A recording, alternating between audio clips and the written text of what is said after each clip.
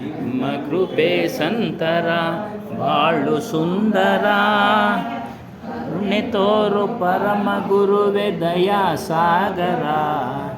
ನಿಮ್ಮ ಕೃಪೆ ಸಂತರ ಬಾಳು ಸುಂದರ. ಗುರುವೆ ನಿಮಗೆ ಭಕ್ತಿ ಹೃದಯ ದೇವ ಮಂದಿರ.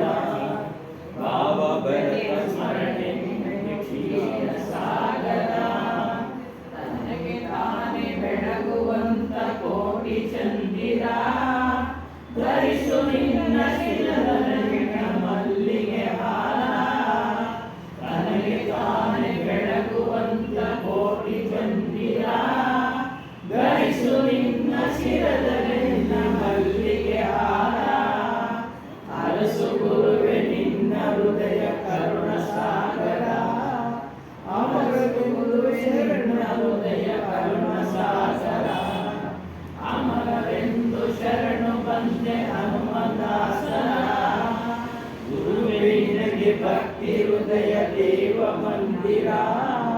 ಭಾವ ಬೆರೆತ ಶರಣೆ ನಿನಗೆ ಕ್ಷೀರ ಸಾಗರ.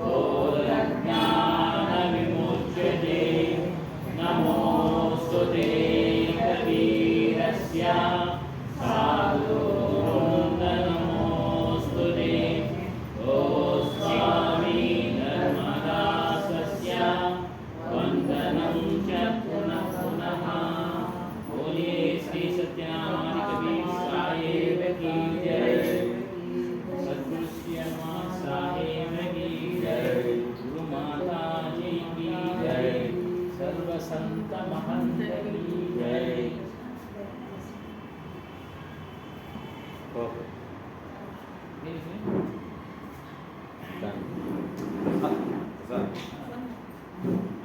ಪೂಜ್ಯರು ಪ್ರಾತಸ್ಮರಣ ಸದ್ಗುರುಗಳಾದಂಥ ಸದ್ಗುರು ಶ್ರೀ ಹನುಮಾನ್ ಸಾಹೇಬರ ಚರಣಗಳಿಗೆ ವಂದಿಸುತ್ತಾ, ಗುರು ಮಾತಾಜಿಯವರ ಚರಣಗಳಿಗೆ ವಂದಿಸುತ್ತಾ, ನೆರೆದಿರುವ ಎಲ್ಲ ಭಕ್ತಿ ಮಾತೆಯರಿಗೆ ಮಾನೆಗೆ ವಂದಿಸುತ್ತಾ ಸತ್ಸಂಗ ಕಾರ್ಯಕ್ರಮ ಪ್ರಾರಂಭ ಮಾಡೋಣ. ವಿಷಯ ಸತ್ಯ ಮಾನವ. ಸತ್ಯವಾದ ಮನುಷ್ಯ ಯಾರು? ಸತ್ಯ ಅಂದರೆ ಸತ್ಯ, ಸತ್ಯ ಅಂತ ಹೇಳ್ತಾರಲ್ಲ ಸತ್ಯ.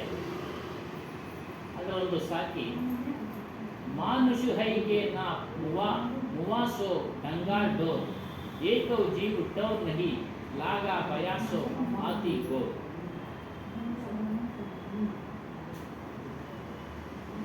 ಇದರ ಒಂದು ಭಾವಾರ್ಥ ತಿಳಿಸ್ತಾ ಇದ್ದಾರೆ. मनुष्य ने मानवीय बुद्धि एवं मानवता के आचरण कारण करके जीवन नहीं बिताया. ಪ್ರಪಂಚದ ಮನುಷ್ಯರು ಮಾನವೀಯ ಬುದ್ಧಿಗಳಿಂದ ಮಾನವೀಯತೆಯನ್ನು ಆಚರಣೆ ಮಾಡದೆ ಜೀವನವನ್ನು ಕಳೀತಾ ಇದ್ದಾರೆ. ಮಾನವೀಯತೆ ಅಂದ್ರೇನು? ಕರುಣಾಮಯ, ದಯೆ, ಸಮಾನತೆ, ಭ್ರಾತೃತ್ವ, ಉಪಕಾರ, ಸದ್ಭಾವನೆ, ಸಹಾನುಭೂತಿ. ನೋಡಿ, ಕರುಣೆಗೂ ದಯೆಗೂ ವ್ಯತ್ಯಾಸ ಇದೆ. ದಯೆ ಒಬ್ಬ ವ್ಯಕ್ತಿ ಮೇಲೆ ತೋರಿಸ್ತೀವಿ ನಾವು ಅಷ್ಟೇ, ನನ್ನ ಕಷ್ಟದಲ್ಲಿದ್ದಾರೆ. ಆದರೆ ಕರುಣೆ ಅನ್ನೋದು ಸಾಮೂಹಿಕವಾಗಿ ಎಲ್ಲರೂ ಚೆನ್ನಾಗಿರ್ಬೇಕು ಅನ್ನೋದು, ಎಲ್ಲರೂ ಸುಖ ಸಿಗಲಿ ಅನ್ನೋದು, ಎಲ್ಲರೂ ಆತ್ಮಜ್ಞಾನ ತಿಳಿಯಲಿ ಅನ್ನೋದು ಕರುಣಾಮಯ. ಇನ್ನು ಭ್ರಾತೃತ್ವ, ಎಲ್ಲರೂ ಸಹೋದರರಾಗೆ ಉಪಕಾರ, ಕಷ್ಟದಲ್ಲಿರೋರಿಗೆ ಉಪಕಾರ ಮಾಡೋದು, ಸದ್ಭಾವನೆಯಿಂದ ಒಳ್ಳೆ ಭಾವನೆ ಎಲ್ಲರ ಮೇಲೂ. ಇದು ಮಾನವೀಯತೆಯ ಲಕ್ಷಣಗಳು. ಇದನ್ನು ಮನುಷ್ಯ ತನ್ನ ಜೀವನದಲ್ಲಿ ಧಾರಣೆ ಮಾಡಿಕೊಳ್ಳಿದೆ, ಜೀವನವನ್ನು ಮಾಡ್ತಾ ಇದ್ದಾನೆ, ತನ್ನ ಜೀವನವನ್ನು ಕಳೀತಾ ಇದ್ದಾನೆ. ಈ ರೀತಿ ಮಾಡದೇ ಇದ್ದರ ಕಾರಣ ಆತನನ್ನ ಪಶುಗೆ ಸಮಾನ ಅಂತೇಳಿ ಹೋಲಿಸಿದ್ದಾರೆ. ಪಶುಗೆ ಇವೆಲ್ಲ ಗೊತ್ತಾಗೋದಿಲ್ಲ, ಪ್ರಾಣಿಗಳಿಗೆ, ಪಕ್ಷಿಗಳಿಗೆ ಇವೆಲ್ಲ ಗೊತ್ತಾಗೋದಿಲ್ಲ. ಕರುಣೆ ಅಂದ್ರೇನು, ದಯೆ ಅಂದ್ರೇನು, ಸಮಾನತೆ ಅಂದ್ರೇನು, ಗೊತ್ತಾಗೋದಿಲ್ಲ. ಆದರೆ ನಾವೆಲ್ಲರೂ ಒಂದೇ ಅನ್ನೋದಕ್ಕೆ ಅವ್ರು ಗೊತ್ತಾಗ್ತದೆ. ಪಕ್ಷಿಗಳು, ಆಯಾ ಜಾತಿ ಪಕ್ಷಿಗಳು ನಾವೆಲ್ಲ ಒಂದೇ. ಒಂದೆರಡು ಇರ್ತವೆ ಅವರಲ್ಲಿ ಭ್ರಾತೃತ್ವ. ವಯಸ್ಸಾದಂಥ ಪಕ್ಷಿಗಳಿಗೆ ಈ ವಯಸ್ಸಿನಲ್ಲಿರ್ತಕ್ಕಂಥ ಪಕ್ಷಿಗಳು ಆಹಾರ ಕೊಡೋದನ್ನ ಹಾಕ್ತಾ ಇದ್ದಾರೆ. ಅಲ್ಲಿ ಸ್ವಲ್ಪ ಇರುತ್ತೆ, ಆದರೆ ಸಂಪೂರ್ಣವಾಗಿ ಇವೆಲ್ಲ ಗುಣಗಳು ಇರೋದಿಲ್ಲ. ಅದರಿಂದ ಪಶು ಜೀವನ ಮಾಡ್ತಾ ಇದ್ದಾರೆ ಎಲ್ಲರೂ. ಏನು ಊಟ ಮಾಡ್ತಾ ಇದ್ದಾರೆ, ಪಶು ಪಕ್ಷಿಗಳು ಊಟ ಮಾಡ್ತವೆ, ನಿದ್ರೆ ಮಾಡ್ತವೆ, ಸ್ತ್ರೀ ಪುರುಷ ಸಂಬಂಧ, ಭಯ ಎಲ್ಲ ಇದೆ. ಇವನು ಅಷ್ಟನ್ನೇ ಅಳವಡಿಸ್ಕೊಂಡಿದ್ದಾನೆ ಜೀವನದಲ್ಲಿ ಮನುಷ್ಯ. ಈ ಕರುಣೆ ಅನ್ನೋದು ಅಳವಡಿಸ್ಕೊಂಡಿಲ್ಲ, ದಯೆ ಅನ್ನೋದು ಅಳವಡಿಸ್ಕೊಂಡಿಲ್ಲ, ಸಮಾನತೆ ಇದೆಲ್ಲ ಏನೂ ಇಲ್ಲ. ಇದರಿಂದಾಗಿ ಯಾವಾಗ ಇವನು ಇವೆಲ್ಲವನ್ನ ಒಳ್ಳೆಯ ಗುಣಗಳನ್ನು ಅಳವಡಿಸ್ಕೊಳ್ಳಿಲ್ವೋ ಆತನಿಗೆ ತನ್ನ ಸ್ವರೂಪದ ಪರಿಚಯ, ನಿಜ ಸ್ವರೂಪದ ಪರಿಚಯ ಆಗ್ತಾ ಇಲ್ಲ, ಸಿಗ್ತಾ ಇಲ್ಲ. ಅದು ಸಿಗ್ತಾ ಇಲ್ಲ. ಈ ರೀತಿ ಜೀವನವನ್ನೆಲ್ಲ ಕಳ್ಕೊಳ್ತಾ ಇದ್ದಾನೆ. ಮಾನುಷ ಐಕ್ಯ ನಾಮುವ ವ್ಯಕ್ತಿಯ ಮಾನವೀಯ ಬುದ್ಧಿ ಮತ್ತು ಮಾನವೀಯ ಆಚರಣೆಗಳನ್ನು ಮನುಷ್ಯನ ಧಾರಣೆ ಮಾಡ್ಕೊಳ್ಳೋದು. ಆ ವಿಚಾರಗಳನ್ನೇ ಹೇಳೋದೇ ಈಗ ಬಹಳಷ್ಟು ಕಡಿಮೆ ಆಗಿದೆ ಪ್ರಪಂಚದಲ್ಲಿ. ಆದರೂ ಹೇಳ್ತಾ ಇದ್ದಾರೆ. ಈಗಂತೂ ಯೂಟ್ಯೂಬ್ನಲ್ಲಿ ಅದು ಇದು ಕಳಿಸ್ತಾನೆ ಇರ್ತಾರೆ ಒಳ್ಳೆ ಒಳ್ಳೆ ವಿಚಾರಗಳನ್ನು. ಉತ್ತರ ಕರ್ನಾಟಕದಲ್ಲಿ ಗುಳೇಗುಡ್ಡ ಅಂತ ಇದೆ, ಯಾವುದೋ ಒಂದು ಅಲ್ಲಿ ಸತ್ಸಂಗ 1 ತಿಂಗಳ ಕಾಲ ನಡೀತಾ ಇದೆ. ಒಳ್ಳೊಳ್ಳೆ ವಿಚಾರಗಳನ್ನು ಹೇಳ್ತಾ ಇದ್ದಾರೆ. ಉತ್ತರ ಕರ್ನಾಟಕದಲ್ಲಿ ಗುರುಭಕ್ತಿ ಜಾಸ್ತಿ, ಶರಣರ ಭಕ್ತಿ ಜಾಸ್ತಿ, ಬಸವಣ್ಣವರ ಭಕ್ತಿ ಜಾಸ್ತಿ. ಶರಣರು ಅಂದರೆ ಅಷ್ಟು. ನಮ್ಮ ಹಳೆ ಮೈಸೂರು ಭಾಗದಲ್ಲಿ ಈ ಒಂದು ದೇವಸ್ಥಾನಗಳಿಗೆ ಇಟ್ಕೊಡ್ತಾರೆ, ಆ ಕಡೆ ಅಲ್ಲಿಲ್ಲ. ಶರಣರಿಗೆ, ಗುರುಗಳಿಗೆ ಬಹಳ ಗೌರವ ತೋರಿಸ್ತಾರೆ, ಅವ್ರ ವಿಚಾರಗಳನ್ನ ಕೇಳ್ತಾರೆ, ಪಾಲನೆ ಮಾಡ್ತಾರೆ.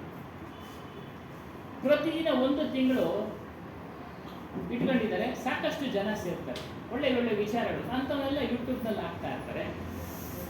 ಹಾಗಾಗಿ ಅಂಥವನ್ನ ಕೇಳ್ತಾ ಇದ್ರೆ ನಾವು ಬದಲಾವಣೆ ಆಗುತ್ತೆ. ಅದನ್ನೇ ಹೇಳ್ತಾ ಇರೋದು, ಮಾನವೀಯ ಬುದ್ಧಿ ಇವೆಲ್ಲ ನಮಗೆ ಗೊತ್ತಿರೋದಿಲ್ಲ. ಸ್ವಭಾವವಾಗಿ ಹುಟ್ಟಿದ ಕೂಡಲೇ ಇವೆಲ್ಲ ಗೊತ್ತಿರೋದಿಲ್ಲ. ಓದ್ತಾ ಇಂಥ ವಿಚಾರಗಳನ್ನು ಕೇಳ್ತಾ ನಮಗೆ ಗೊತ್ತಾಗುತ್ತೆ. ಕೇಳಿದ ಮೇಲೂ ಧಾರಣೆ ಮಾಡ್ಕೊಂಡು ನಾವು ನಡೀಲಿಲ್ಲ ಅಂದರೆ ನಾವೆಲ್ಲ ಪಶು ಜೀವನ ಮಾಡಿದ ಹಾಗೆ. ಮತ್ತು ದೇಹಾಭಿಮಾನ ಇಟ್ಕೊಂಡ್ಬಿಟ್ಟಿರ್ತೀವಿ. ದೇಹವೇ ನಾನು, ಇದೇ ಶಾಶ್ವತ ಅದ್ರ ಬಗ್ಗೆ ತಿಳ್ಕೊಳ್ಳೋದಕ್ಕೆ ಹೋಗೋದಿಲ್ಲ. ಯಾವುದು ಶಾಶ್ವತ? ದೇಹ ಶಾಶ್ವತವೇ, ನಾನು ಎಂಬುದು ಶಾಶ್ವತವೇ, ಇವೆಲ್ಲವೂ ತಿಳ್ಕೊಳ್ಳೋದಕ್ಕೆ ಹೋಗೋದಿಲ್ಲ. ಅದನ್ನು ಯಾರು ತಿಳಿತಾರೆ ಅಂತಂದ್ರೆ ವಿವೇಕಿ ಮನುಷ್ಯನು, ಜ್ಞಾನ ಇರೋ ಮನುಷ್ಯನು ಅದನ್ನು ತಿಳಿದು ಮನುಷ್ಯತ್ವವನ್ನು ಧಾರಣೆ ಮಾಡ್ತಾನೆ, ಕರುಣೆ ಧಾರಣೆ ಮಾಡ್ತಾನೆ, ದಯೆ ಧಾರಣೆ ಮಾಡ್ತಾನೆ. ನಾವು ಎಲ್ಲರೂ ನಮ್ಮ ಹಾಗೆ, ಎಲ್ಲವೂ ನನ್ನ ಹಾಗೆ, ಪ್ರಾಣಿಯೂ ಸಹ ನನ್ನ ಹಾಗೇನಪ್ಪ, ಅದಕ್ಕೆ ನೋವಾದರೆ ನಮಗೂ ನೋವಾಗತ್ತಂಗೆ, ಈ ರೀತಿ ಧಾರಣೆ ಮಾಡ್ಕೊಳ್ತಾನೆ. ಇದರಿಂದ ಏನಾಗುತ್ತೆ ಅಂತಂದ್ರೆ ಅವನು ಒಳ್ಳೆ ಗುಣಗಳನ್ನು ಧಾರಣೆ ಮಾಡ್ಕೊಂಡಾಗ ಅವನ ಬುದ್ಧಿನೂ ಸಂತೋಷವಾಗಿರುತ್ತೆ, ಚಂಚಲತೆಯಿಂದ ಇರೋದಿಲ್ಲ.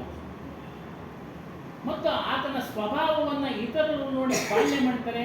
ಇತರರು ನೋಡಿ ಆತನನ್ನ 1-2 ಮಾತುಗಳು ಹೊಗಳ್ತಾರೆ, ಒಳ್ಳೆ ವ್ಯಕ್ತಿನಪ್ಪ, ಒಳ್ಳೆ ಗುಣ ಇದೆ ಅವನಲ್ಲಿ. ಮತ್ತು ತನ್ನ ಚರಿತ್ರೆಯನ್ನ ಚೆನ್ನಾಗಿ ಇಟ್ಕೊಂಡ್ರೆ, ತನ್ನ ಜೀವನವನ್ನು ಚೆನ್ನಾಗಿ ಇಟ್ಕೊಂಡ್ರೆ ಆತನನ್ನು ಹೊಗಳ್ತಾರೆ. ಇಲ್ಲ ಅವರು ಸ್ವಾಮಿಗಳು ಹೇಳಿದ್ದಾರೆ, ಏನು ಚರಿತ್ರೆ ಚೆನ್ನಾಗಿರ್ಬೇಕು ಅನ್ನೋದಕ್ಕೆ ಒಂದು ನಾಣ್ಣುಡಿ ಹೇಳಿದ್ದಾರೆ.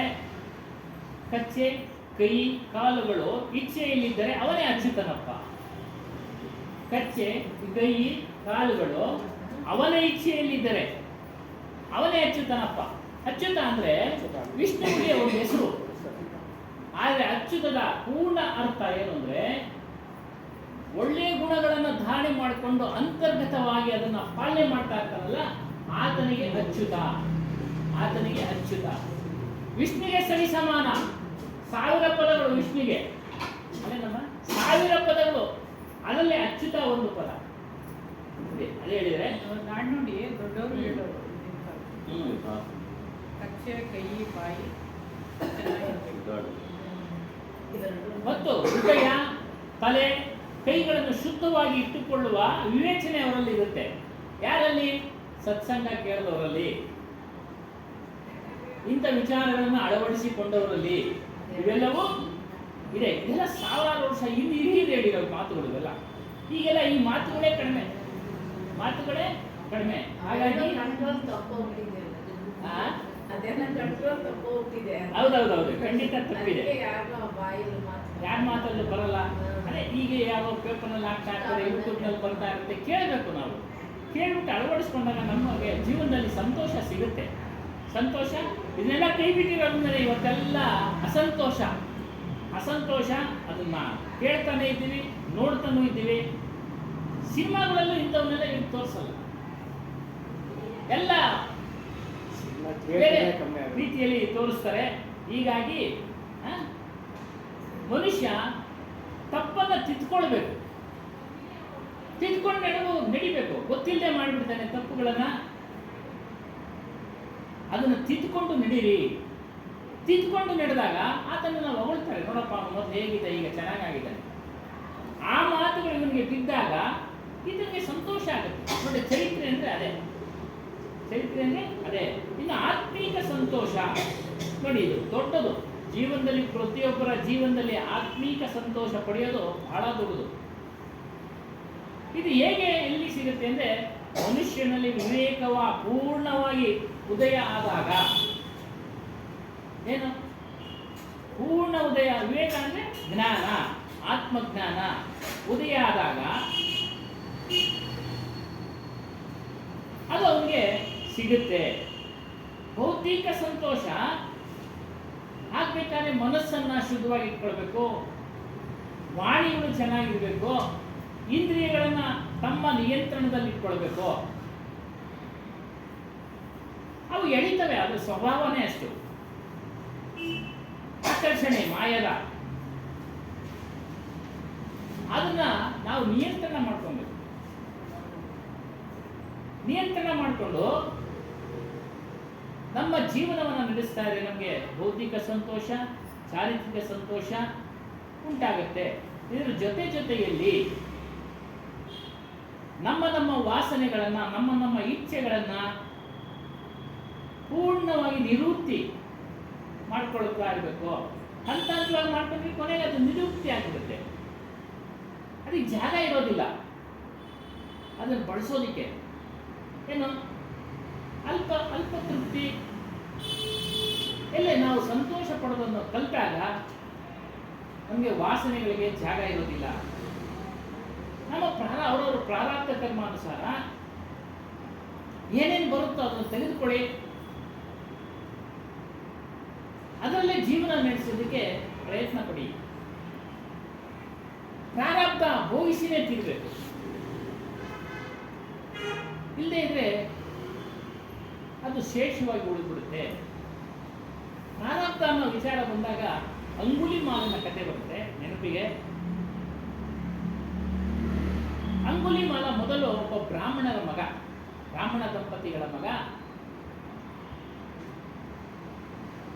ಆತನು ಹುಟ್ಟಿದಾಗ ಏನೋ ಸಮಯ ಸರಿಯಿಲ್ಲ ಅಂತೇಳಿ ದಂಪತಿಗಳು ನೋಡ್ತಾರೆ. ರಾಜ್ಯದಲ್ಲೂ ಸಹ ಸ್ವಲ್ಪ ಅಪಶಕುನಗಳಾಗ್ತವೆ. ಇವರು ರಾಜ ಪುರೋಹಿತ ಬೇರೆ. ರಾಜ ಬಂದು ಕೇಳಿದಾಗ ಸತ್ಯ ಹೇಳ್ತಾನೆ, ನೋಡು ನನ್ನ ಮಗ ಇಂಥ ಒಂದು ಸಮಯದಲ್ಲಿ ಹುಟ್ಟಿದ್ದಾನೆ, ಈತನು ಹಿಂಸಾವಾದಿ ಆಗ್ತಾನೆ, ಅದಕ್ಕೆ ಬಿಟ್ಬಿಡು ಅಂತಾನೆ ರಾಜ. ಬಿಟ್ಬಿಡು ಅವನ್ನ, ಮುಗಿಸ್ಬಿಡು ಅವನ್ನ, ಹತ್ಯೆ ಮಾಡಿಬಿಡು ಅಂತ. ತಂದೆ ತಾಯಿಗಳ ಹೃದಯ, ಮಾತೃ ಹೃದಯ ಒಪ್ಪೋದಿಲ್ಲ. ಆತನನ್ನ ಒಳ್ಳೆ ಗುರುಗಳ ಕಡೆ ಹಾಕ್ತಾರೆ. ಒಳ್ಳೆ ವಿದ್ಯೆ ಕಲಿತಾ ಇರ್ತಾನೆ. ಯೌವನಕ್ಕೆ ಬಂದ. ಈತನ ಮೇಲೆ ಗುರುವಿಗೆ ಅಪಾರವಾದ ಪ್ರೇಮ. ಇದನ್ನ ನೋಡಿ, ಅಸೂಯೆ. ಬೇರೆಯವರಿಗೆ ನೋಡೋದಕ್ಕೆ ಸಹಿಸೋಕ್ಕಾಗಲಿಲ್ಲ. ಮತ್ತು ಇವನು ಅತ್ಯಂತ ಪ್ರಾಮಾಣಿಕವಾಗಿ ಸೇವೆ ಮಾಡ್ತಾ ಇರ್ತಾನೆ, ಆಶ್ರಮದ ಸೇವೆ. ಈತನ ಮೇಲೆ ಸುಳ್ಳು ಆರೋಪ ಹೊರಿಸ್ಬಿಡ್ತಾರೆ ಶಿಷ್ಯಂದಿರೆಲ್ಲ. ಹೊರಿಸ್ಬಿಟ್ಟು ಆ ಗುರುಗೆ ಪದೇ ಹೇಳ್ತಾ ಇರ್ತಾರೆ, ಪದೇ ಪದೇ ಹೇಳ್ತಾ ಇರೋದ್ರಿಂದ ಅವ್ರಿಗೆ ಮನಸ್ಸು ಕೆಟ್ಟೋಗ್ತದೆ. ಪ್ರತಿನಿತ್ಯ ನೋಡಿ, ಸತ್ಸಂಗ ಪ್ರತಿನಿತ್ಯ ಕೇಳ್ತಾ ಇದ್ರೆ ಮನುಷ್ಯ ಬದಲಾವಣೆ ಆಗ್ತಾನೆ. ಅದೇ ರೀತಿ ದುರ್ವಿಚಾರಗಳನ್ನ ಕೇಳ್ತಾ ಇದ್ರೆ ಆಗಲೂ ಬದಲಾವಣೆ ಆಗ್ತದೆ. ಇದೇ ರೀತಿ ನೋಡಿ, ಆ ಗುರುಗಳಿಗೆ ಮನಸ್ಸು ಚೇಂಜ್ ಆಗಿಬಿಡ್ತು. ಇವನ ಮೇಲೆ ಒಂಥರ ತಾತ್ಸಾರ ಬಂದ್ಬಿಡ್ತು. ವಿದ್ಯೆ ಎಲ್ಲ ಮುಗಿತು, ಎಲ್ಲರೂ ಹೊರಟೋದ್ರು. ಇವನ್ನ ಗುರುಗಳು ಕಳಿಸ್ಲಿಲ್ಲ. ಇವನೇ ಒಂದಿನ ಕೇಳ್ತಾನೆ. ಇವನ ಮೇಲಿದ್ದ ಅಸಹನೆಯಿಂದ ಅವರು ದಕ್ಷಿಣೆ ಏನು ಕೇಳಬೇಕು ನೋಡಿ. ಅವ್ರು ಹೇಳ್ತಾರೆ, ಮನುಷ್ಯನ 1000 ಹೆಬ್ಬೆರಳು ನನಗೆ ತಂದುಕೊಡು. 1000 ಹೆಬ್ಬೆರಳು ತಂದುಕೊಡು.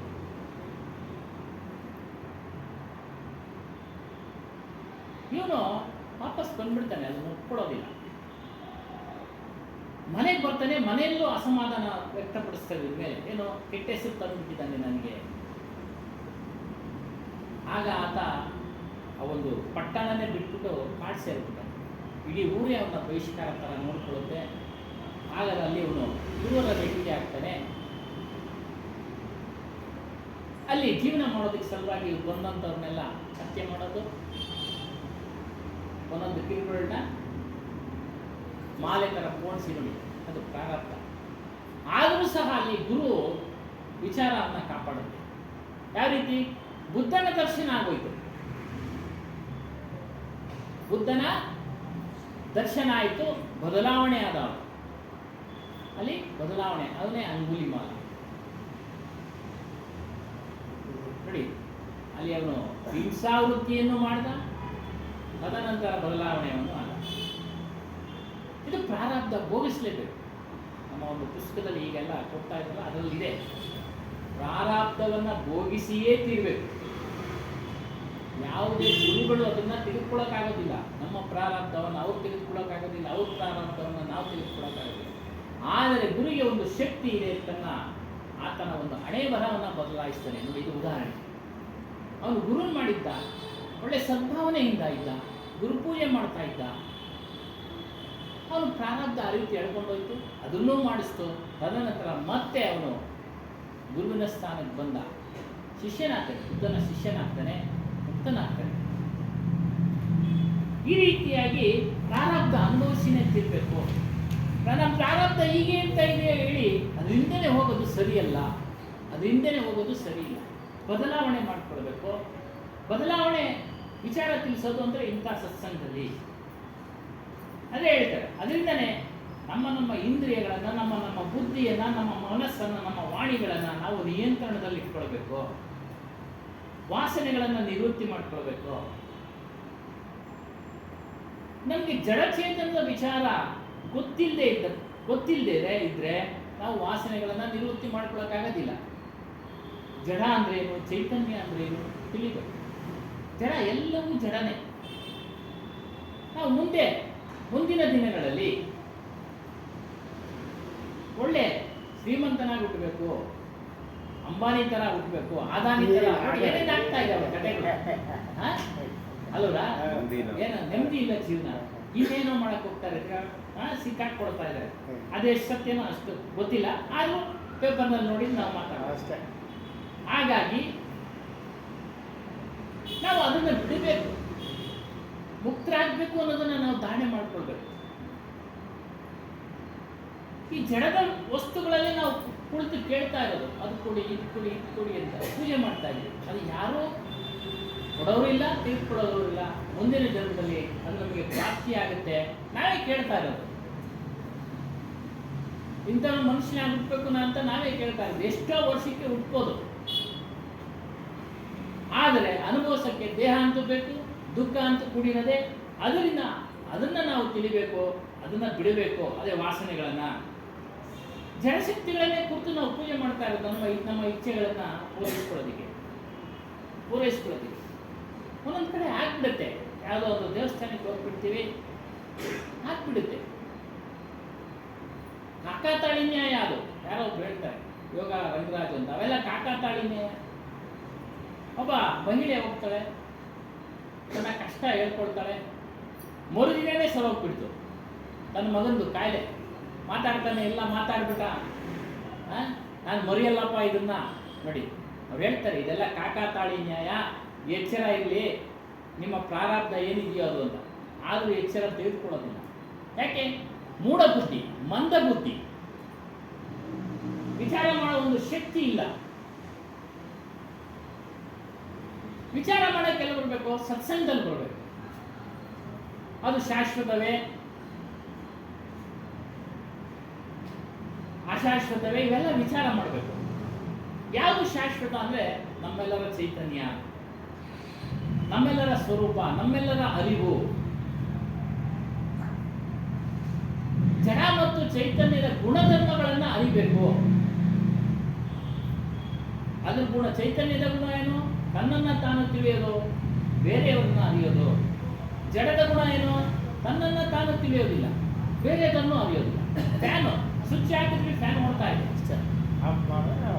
ನಿಂತೋಗುತ್ತೆ. ಕೇಳ್ತಾ ಇದೆಯಾ? ಇಲ್ಲ. ಈ ರೀತಿ ಎಲ್ಲ ಜಡದ ವಸ್ತುಗಳು ಅಷ್ಟೇ, ಎಲ್ಲ ಜಡದ ವಸ್ತುಗಳು ಅಷ್ಟೇ. ಈ ವಿಚಾರ ತಿಳಿಬೇಕು. ಇದು ತಿಳಿದು ಚೈತನ್ಯದ ಕಡೆ ಹೋಗ್ಬೇಕು. ಯಾರ್ಯಾರ ಒಂದು ಚಲನೆಗಳು ಚೈತನ್ಯದ ಕಡೆ ಹೋಗ್ತಾ ಇರುತ್ತೋ ಅವರು ಮುಕ್ತರಾಗೋ ದಾರಿಯಲ್ಲಿ ಹೋಗ್ತಾರೆ. ಈ ಪ್ರಪಂಚದಲ್ಲಿ ಎಲ್ಲ ಘಟನೆಗಳು, ಮಳೆ ಬರೋದು, ಗಾಳಿ ಬೀಸೋದು, ಕೊರತ, ಇವೆಲ್ಲ ನಿಯಮಬದ್ಧ. ಹೆಚ್ಚು ಕಡಿಮೆ ಏನು ಆಗೋದಿಲ್ಲ. ಇದರಲ್ಲಿ ಯಾರು ಏನು ಮಾಡುತ್ತಾ ಇಲ್ಲ. ಇಲ್ಲಿ ಮಳೆ ಬರ್ಸ್ತಾ ಇಲ್ಲ, ಮಳೆ ನಿಲ್ಲಿಸ್ತಾ ಇಲ್ಲ, ಇವೆಲ್ಲ ಏನೂ ಇಲ್ಲ. ಅದು ವಿಜ್ಞಾನ. ಅದನ್ನು ಕೇಳ್ತಾ ಇದ್ದೀವಿ, ನೋಡ್ತಾ ಇದ್ದೀವಿ, ಓದಿರೋರಂತೂ ಗೊತ್ತಾಗ್ತದೆ. ಈ ರೀತಿ ನಾವು ತಿಳಿಬೇಕು. ನಮ್ಮನ್ನೆಲ್ಲ ಮೂಢನಂಬಿಕೆಯಲ್ಲಿ ತಳ್ಳುತ್ತಾ ಇದ್ದಾರೆ. ಆ ಮೂಢನಂಬಿಕೆಯನ್ನು ಬಿಡುವಂತರಾಗಬೇಕು. ಮೂಢನಂಬಿಕೆಯನ್ನು ಬಿಡುವಂತರಾಗಬೇಕು.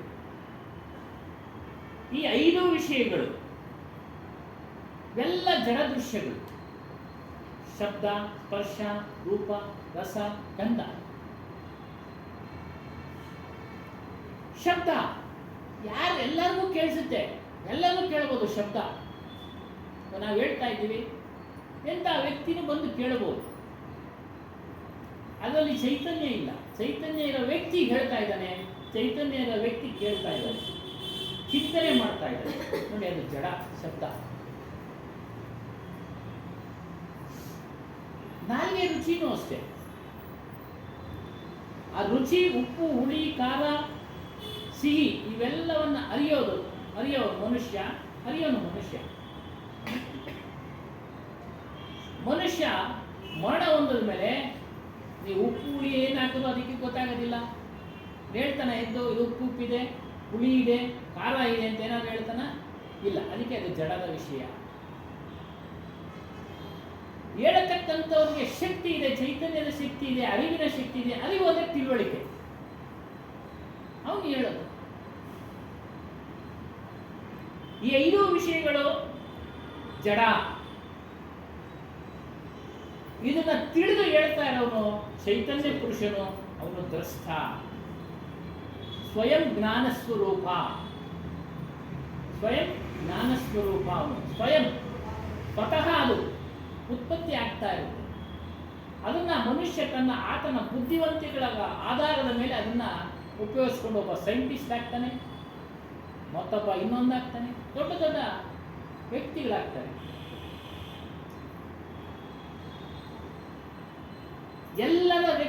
ಎಲ್ಲರ ಒಂದು ಚೈತನ್ಯ ಸ್ವರೂಪ ಅದು ಶಾಶ್ವತ, ನಿಜ. ನಿಜ ಅಂದರೆ ಇರೋದು ಯಾವಾಗಲೂ ಇರತಕ್ಕಂಥದ್ದು. 3 ಕಾಲ: ಭೂತಕಾಲ, ಭವಿಷ್ಯತ್ ಕಾಲ, ವರ್ತಮಾನ ಕಾಲ. ಈ ವರ್ತಮಾನದಲ್ಲಿ ನಾವು ಹೇಳ್ತಾ ಇದ್ದೀವಿ ನಾನು ಇದ್ದೇನೆ ಅಂತ. ಆದರೆ ದೇಹವನ್ನು ತೋರಿಸಿ ಹೇಳ್ತಾ ಇದ್ದೀವಿ, ಗೊತ್ತಿಲ್ಲ. ಈ ದೇಹವೇ ನಾನು ಅಂದ್ಕೊಂಡು ಹೇಳ್ತಾ ಇದ್ದೀವಿ. ಸಾಮಾನ್ಯವಾಗಿ ವ್ಯವಹಾರದಲ್ಲಿ ನಾವು ಹಾಗೆ ಹೇಳೋದು, ನಾನು ಮಾಡಿದೆ, ನಾನು ಈ ಕೆಲಸ ಮಾಡಿದೆ, ನಾನು ಅಲ್ಲೋದೆ, ನೀನು ಇಲ್ಲಿ ಬಂದೆ. ಅಂದರೆ ಅಲ್ಲಿ ಹೋಗೋದಕ್ಕೆ ನಮಗೆ ಅರಿವು ಕೊಟ್ಟದ್ದಂತೂ ನಮ್ಮ ಸ್ವರೂಪ. ಹಾಗೆ ಹೇಳೋದಲ್ಲ, ಕೈ ಕಾಲುಗಳು ಎಲ್ಲಿ ಹೋಗ್ತಿದೆ ಅಂತ ಅಲ್ಲಿಗೆ ತಗೊಂಡೋಗ್ಬೇಡಿ. ನಿಮ್ಮ ಅರಿವಿನ ಮೂಲಕ ಅದನ್ನು ಚಿಂತನೆ ಮಾಡಿ ಒಂದು ಒಳ್ಳೆಯ ಸ್ಥಳಕ್ಕೆ ಅವರು ಹೋಗುವಂತೆ ಮಾಡಿ. ಕೈ ಕೊಡೋದು ದಾನ, ಯಾರಿಗೆ ಕೊಡಬೇಕು ಅನ್ನೋದನ್ನ ವಿಚಾರ ಮಾಡಿ. ಒಬ್ಬ ಕುಡುಗನ ಕೊಟ್ಟರೆ ಕುಡಿದ್ಬಿಟ್ಟು ಬೇರೆಯವ್ರನ್ನ ನಿಂದನೆ ಮಾಡ್ತಾನೆ, ಪಾಪ ಅವರು ನೋವು ಬೀಳ್ತಾರೆ. ಆ ನೋವಿನ ಭಾಗದಲ್ಲಿ ನಿಮಗೂ ಇರುತ್ತೆ ಭಾಗ. ಅದರಿಂದ ದಾನ ಕೊಡುವಾಗ ನೋಡಿ ಕೊಡಿ. ಕೈ, ಕಾಲುಗಳು, ನಮ್ಮ ಕಾಲುಗಳನ್ನು ಎಲ್ಲಿಗೆ ತೆಗೆದುಕೊಂಡು ಹೋಗ್ಬೇಕು? ಒಳ್ಳೆ ಸ್ಥಳಕ್ಕೆ ತೆಗೆದುಕೊಂಡು ಹೋಗ್ಬೇಕು. ಒಂದು ಮದುವೆ ಸಮಾರಂಭ ಹೋಗಿ ಅದು ಬಿಟ್ಬಿಟ್ಟು ನಾವೆಲ್ಲೋ ಮದ್ಯಪಾನದ ಅಂಗಡಿ ತೆಗೆದುಕೊಂಡು ಹೋದಾಗ ನಾವೇನಾಗ್ತೀವಿ? ನಮ್ಮ ಜೀವನ ನಾಶ ಆಗುತ್ತೆ. ಅದಕ್ಕೆ ನಿಮ್ಮ ಅರಿವಿನ ಮೂಲಕ ನೀವು ಮನಸ್ಸಿನಲ್ಲಿ, ಬುದ್ಧಿನಲ್ಲಿ ಚಿಂತನೆ ಮಾಡಿ ಒಳ್ಳೆಯ ವ್ಯಕ್ತಿತ್ವ, ಮಾನವೀಯತೆ ಗುಣಗಳನ್ನು ಗಳಿಸಿಕೊಳ್ಳಿ. ಅದನ್ನು ಪಾಲನೆ ಮಾಡಿ. ಪ್ರತಿಯೊಬ್ಬರಲ್ಲಿ ಒಂದಲ್ಲ ಒಂದು ಅರಿಷಡ್ವರ್ಗಗಳು ಅಂತ ಹೇಳ್ತಾರಲ್ಲ, ಅದು ಗುಣಗಳು ಇರ್ತವೆ. ಕಾಮ, ಕ್ರೋಧ, ಲೋಭ, ಮೋಹ, ಮದ, ಭಯ, ರಾಗದ್ವೇಷ ಎಲ್ಲವೂ ಇರ್ತವೆ. ಬಯಕೆ, ಹೆಚ್ಚು ಬಯಕೆ, ಊಟ ಮಾಡೋದು ಬಯಕೆನೆ. ಆದರೆ ಹೆಚ್ಚಾಗಿ ಊಟ ಮಾಡಿದಾಗ ಬಳಲ್ತಕ್ಕಂಥವ್ರು ನಾವೇ. ಅದನ್ನ ವಿಚಾರ ಮಾಡಬೇಕು. ವಸ್ತು ಸಾಕಷ್ಟು ಇದೆ ನಮ್ಮಲ್ಲಿ, ಮತ್ತೆ ಬಯಸ್ತಾ ಇದ್ರೆ ಅದನ್ನ ಬಯಕೆ ಅಂತ ಹೇಳ್ತಾರೆ, ಅದನ್ನ ಬಿಡಬೇಕು. ಕ್ರೋಧ, ಇದನ್ನ ಬಿಡಬೇಕು. ಕ್ರೋಧದ ಬಗ್ಗೆ ನಾವು ತಿಳಿಬಹುದಾದ್ರೆ, ಜಮದಗ್ನಿ ಮಹರ್ಷಿ, ಪರಶುರಾಮನ ತಂದೆ, ಬಹಳ ಕೋಪಿಷ್ಟ. ಅವನು ತಪಸ್ಸು ಮಾಡ್ತಾ ಇದ್ದ, ಆ ಕೋಪವನ್ನು ಬಿಟ್ಟಿರಲಿಲ್ಲ. ಪ್ರತಿನಿತ್ಯ ಅವನು ಪೂಜೆ ಮಾಡ್ತಾ ಇದ್ದ. ಆ ಪೂಜೆಗೆ ಆತನ ಪತ್ನಿ ರೇಣುಕಾದೇವಿ ಮರಳದಲ್ಲಿ ಕೊಡ ಮಾಡಿ ಹಾವನ್ನ ಸಿಪ್ಪೆ ಮಾಡ್ಕೊಂಡು ನೀರು ತರಬೇಕಾಗಿತ್ತು. ಪ್ರತಿನಿತ್ಯದ ಕೆಲಸ ಆಗ್ತಾ ಇತ್ತು ಅವ್ರ ಕೈನಲ್ಲಿ. ಪತಿವ್ರತೆಗಳು ಮಾಡ್ತಾ ಇದ್ರು, ಆ ಶಕ್ತಿ ಇತ್ತು. ಒಂದು ಬಾರಿ ನದಿ ತೀರಕ್ಕೆ ಹೋದಾಗ ಯಾರೋ ಗಂಧರ್ವರು ಸ್ನಾನ ಮಾಡ್ತಾ ಇರೋದನ್ನ ನೋಡಲು, ಸತಿಪತಿಗಳು ಸ್ನಾನ ಮಾಡ್ತಾ ಇರೋದನ್ನ ನೋಡಲು ಮನಸ್ಸು ಚಂಚಲಾಗಿ ತನ್ನ ಒಂದು ನಿತ್ಯದ ಕಾರ್ಯಕ್ಕೆ ಪ್ರಯತ್ನ ಪಡ್ತಾಳೆ. ಮರಳಿನಲ್ಲಿ ಕೊಡ ಮಾಡೋದಕ್ಕೆ ಹೋಗ್ತಾಳೆ, ಆಗೋದಿಲ್ಲ. ಇಲ್ಲಿ ವೇಳೆ ಆಗ್ತಾ ಇರುತ್ತೆ, ವಾಪಸ್ಸು ಹಾಗೆ ಬಂದ್ಬಿಡ್ತಾಳೆ. ಜಮದಗ್ನಿ ಕೋಪಗೊಂಡು ನೋಡಿಬಿಟ್ಟು ದಿವ್ಯ ದೃಷ್ಟಿಯಿಂದ, ನೀನು ಮನಸ್ಸು ಕೊಳಕಾಗೋಯ್ತು, ನೀನು ಇರೋದು ಸರಿ ಇಲ್ಲ ಅಂತ ಆತನಿಗೆ 4 ಜನ ಮಕ್ಕಳು, ಕೊನೆಯವನು ಪರಶುರಾಮ. 3 ಜನರನ್ನ ಕರೀತಾನೆ, ಈಗೇನು ಹತ್ಯೆ ಮಾಡು ಅಂತ. ಅವ್ರು ಹೇಳ್ತಾರೆ, ನನ್ನ ಹತ್ಯೆ ಮಾಡೋದಿಲ್ಲ, ತಾಯಿಯವಳು ಅಂತ. 3 ಜನನು ಸುಟ್ಟು ಬಿಡ್ತಾರೆ. ಕೊನೆಗೆ ಪರಶುರಾಮ ಕರೀತಾನೆ. ಅವನು ಬಂದು ತಂದೆ ವಾಕ್ಯನ ಪಾಲನೆ ಮಾಡಿಬಿಡ್ತಾನೆ, ಕಳೆದಾಕ್ಬಿಡ್ತಾನೆ. ಅವನಿಗೆ ಸಂತೋಷ ಆಗುತ್ತೆ. ಓ, ನನ್ನ ಮಾತನ್ನು ಕೇಳಲ್ಲ ನನ್ನ ಮಗ ಅಂತ. ಏನ್ ಬೇಕು ನಿಮಗೆ? ವರ ಕೇಳು ಅಂದಾಗ ಅವ್ರು ಹೇಳ್ತಾನೆ, ಇವ್ರನ್ನೆಲ್ಲ ಬದುಕಿಸು. ಆಯ್ತು, ಇನ್ನೇನು ಬೇಕು? ಮೊದಲು ನಿಮ್ಮ ಕೋಪನ ಬಿಡಿ. ಹೀಗೆ ಅವ್ರನ್ನ ಬದುಕಿಸ್ಕೊಂಡ, ಕೋಪನ ಬಿಡಿ.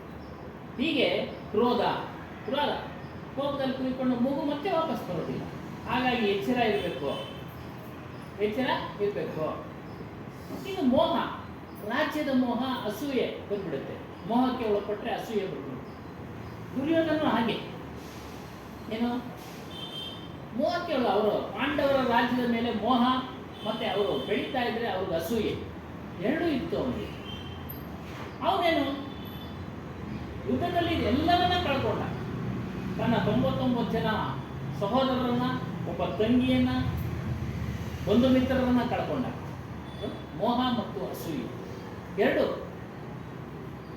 ಈ ರೀತಿಯಾಗಿ ಒಂದೊಂದಕ್ಕೂ ಒಂದೊಂದು ಕಥೆಗಳನ್ನ ಹೇಳಿದ್ದಾರೆ. ಕಥೆ ಹೇಳಿದ ಕೂಡಲೇ ದೊಡ್ಡಬಳ್ಳಾಪುರದಲ್ಲಿ ಒಂದು ಪ್ರಶ್ನೆ ಆಗ್ತಿದೆ, ಇದೆಲ್ಲ ನಡೀತಾ ಆಗ ನಡೀತಾ ನಾವು ಇಲ್ಲ ಅನ್ನಕ್ಕೂ ಆಗಲ್ಲ, ಇದೆ ಅನ್ನಕ್ಕೂ ಆಗಲ್ಲ. ರಾಮಾಯಣ ಮಹಾಭಾರತ ನಡೀತಾ ಬೋರ್ಡು ಎಷ್ಟೋ ಕೋಟಿಗಳು ಎಕರೆಗಳು ಎಲ್ಲಿಂದ ಬಂತು ಗುರುಗಳೇ? ಹಾಗೆ ಬರೋಣ. ಗುರುತು ತೋರಿಸ್ತಾರೆ ನೋಡಿ, ಹಿಂದೆ ಇತ್ತು ಅಂತೇಳಿ, ಮುಳುಗೋಗಿದೆ ಭಾರಕ್ಕೆ ಅಂತ ಇವಾಗ ಕುರುಕ್ಷೇತ್ರ ಇದೆ ಅಂತ ಇದೆ. ಹ್ಮ್. ಅಲ್ಲೆಲ್ಲ ಗುರುತು ತೋರಿಸ್ತಾರೆ. ಅದಕ್ಕೆ ನಾವು ಹೋಗಿ ಒಂದು ವಾರ ಅಲ್ಲಿ ಅಲ್ಲೂ ಸತ್ಸಂಗ ಮಾಡ್ತಾರೆ ಧರ್ಮ. ಸಂಸಂಗ ಇದೆ, 5,000 ರೂಪಾಯಿ ಸರ್ವ ಇದು ಇದೆ. ಬ್ಲ್ಯಾಕ್ ಒಂದಾಗೆ ಇದೆ, ಸುಮಾರು 3-4 ಕಿಲೋಮೀಟರ್ ಇದೇ ಮಟ್ಟ ಎಲ್ಲ ದಿನ ಇದೆ. ಒಂದು ವಾರ ಅಲ್ಲೇ ಇದೆ. ಆಗ ಏನಾಯ್ತು, ಎಲ್ಲಿಗೆ ಬಂದ್ವಿ ನಾವು? ಅದೇ ಕುರುಕ್ಷೇತ್ರ. ಕುರುಕ್ಷೇತ್ರ. ಪಾಂಡವರ ವಿಚಾರಕ್ಕೆ ಬಂದ್ವಿ. ಒಂದು ಮಿತ್ರನ ಕಳ್ಕೊಂಡ, ಅದೆಲ್ಲ ಇದೆಲ್ಲ ಅವರವರು ಪ್ರಾರಬ್ಧ. ಪ್ರಾರಬ್ಧವೂ ಸಹ ಅಷ್ಟೇ. ಅದರಿಂದ ನಾವು ಮೋಹ ಬಿಡಬೇಕು. ಮತ್ತು ಭಯ ನೋಡಿ, ಒಬ್ಬ ವ್ಯಕ್ತಿಗೆ 4-5 ರೀತಿ ಭಯ ಇರುತ್ತೆ. ಪದವಿಯಲ್ಲಿ ಹೋಗ್ಬಿಡುತ್ತೆ ಅನ್ನೋ ಭಯ, ರಾಜ್ಯ ಎಲ್ಲ ಕಿತ್ಕೊಂಡ್ಬಿಡ್ತಾರೆ, ಆಸ್ತಿ ಕಿತ್ಕೊಂಡ್ಬಿಡ್ತಾರೆ ಅಂತ ಭಯ. ಅದಕ್ಕೆ ನಾವೆಲ್ಲ ಬಂದೋಬಸ್ತ್ ಮಾಡ್ಕೊಳ್ಳೋದು ಮನೆಗಳಲ್ಲಿ ಬಂದೋಬಸ್ತ್ ಅದು ಮಾಡಬೇಕು. ಅದು ಸಮಯ ಪ್ರಜ್ಞೆ ಮಾಡಬಾರ್ದು ಅಂತೇನಿಲ್ಲ. ಎಲ್ಲದಕ್ಕಿಂತ ಜೀವ ಭಯ. ಆ ಜೀವ ಭಯ ಮನುಷ್ಯನ ಇವತ್ತು ಇದ್ರೂ ಸಹ, ಅರಿವಾಗ್ತಾ ಇದ್ರೂ ಸಹ ಅವನು ಎಚ್ಚೆತ್ತುಕೊಳ್ತಾನೆ. ರಾಗದ್ವೇಷಗಳಲ್ಲಿ ಬಿದ್ದಿದ್ದಾನೆ, ದೇಹಾಭಿಮಾನದಲ್ಲಿ ಬಿದ್ದಿದ್ದಾನೆ. ಇವುಗಳನ್ನೆಲ್ಲ ನಾವು ತ್ಯಾಗ ಮಾಡಬೇಕು ಅಂತ ಹೇಳ್ತಾರೆ ಮಹಾತ್ಮರು. ಯಾಕೆ ಅವೆಲ್ಲ ಇದ್ರೆ ಏನು ಮತ್ತೆ ಹುಟ್ಟುತ್ತಾ ಇರ್ಬೇಕಪ್ಪ, ದುಃಖ ಅನುಭವಿಸ್ತಾ ಇರಬೇಕು, ಮತ್ತೆ ಹುಟ್ಟುತ್ತಾ ಇರಬೇಕು, ದುಃಖ ಅನುಭವಿಸ್ತಾ ಇರಬೇಕು. ದೇಹ ಅಂತ ಪಡೆದವನು ದುಃಖಿನೇ. ಯಾರೂ ಸುಖವಾಗಿಲ್ಲ. ಯಾರಾದರೂ ಸುಖವಾಗಿದ್ದಾರಾ? ಇಲ್ಲ, ಯಾರೂ ಸುಖವಾಗಿಲ್ಲ. ರಾಷ್ಟ್ರಪತಿ ಮೊದಲುಗೊಂಡು ದೇವತೆಗಳು ಸಹ ದುಃಖಪಟ್ಟರು ಅನ್ನೋ ಒಂದು ಕಥೆಗಳನ್ನು ನಾವು ಕೇಳ್ತಾ ಇದ್ದೀವಿ. ಹರಿ, ಹರ, ಬ್ರಹ್ಮ ಇವರೆಲ್ಲರೂ ದುಃಖಪಟ್ಟರು. ಹೇಗೆ ದುಃಖ ಮಾಡಿದ್ರು?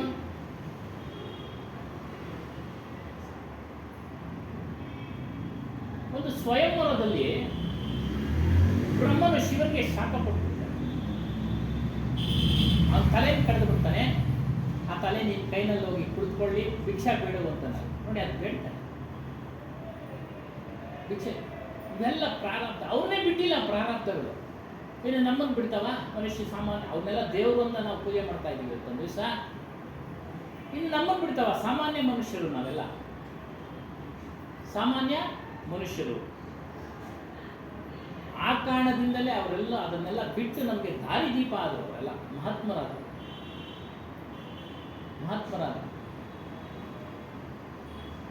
ಈ ರೀತಿ ಅನೇಕ ಮಹಾತ್ಮರು ಹೇಳ್ತಕ್ಕಂಥ ವಿಚಾರಗಳೇನೋ ಇವೆಲ್ಲವನ್ನ ಬಿಡಿ. ಕಾಮ, ಕ್ರೋಧ, ಲೋಭ, ಮೋಹ, ಭಯ, ರಾಗ, ದ್ವೇಷ, ದೇಹಾಭಿಮಾನ ಇವೆಲ್ಲವನ್ನ ಬಿಡಿ.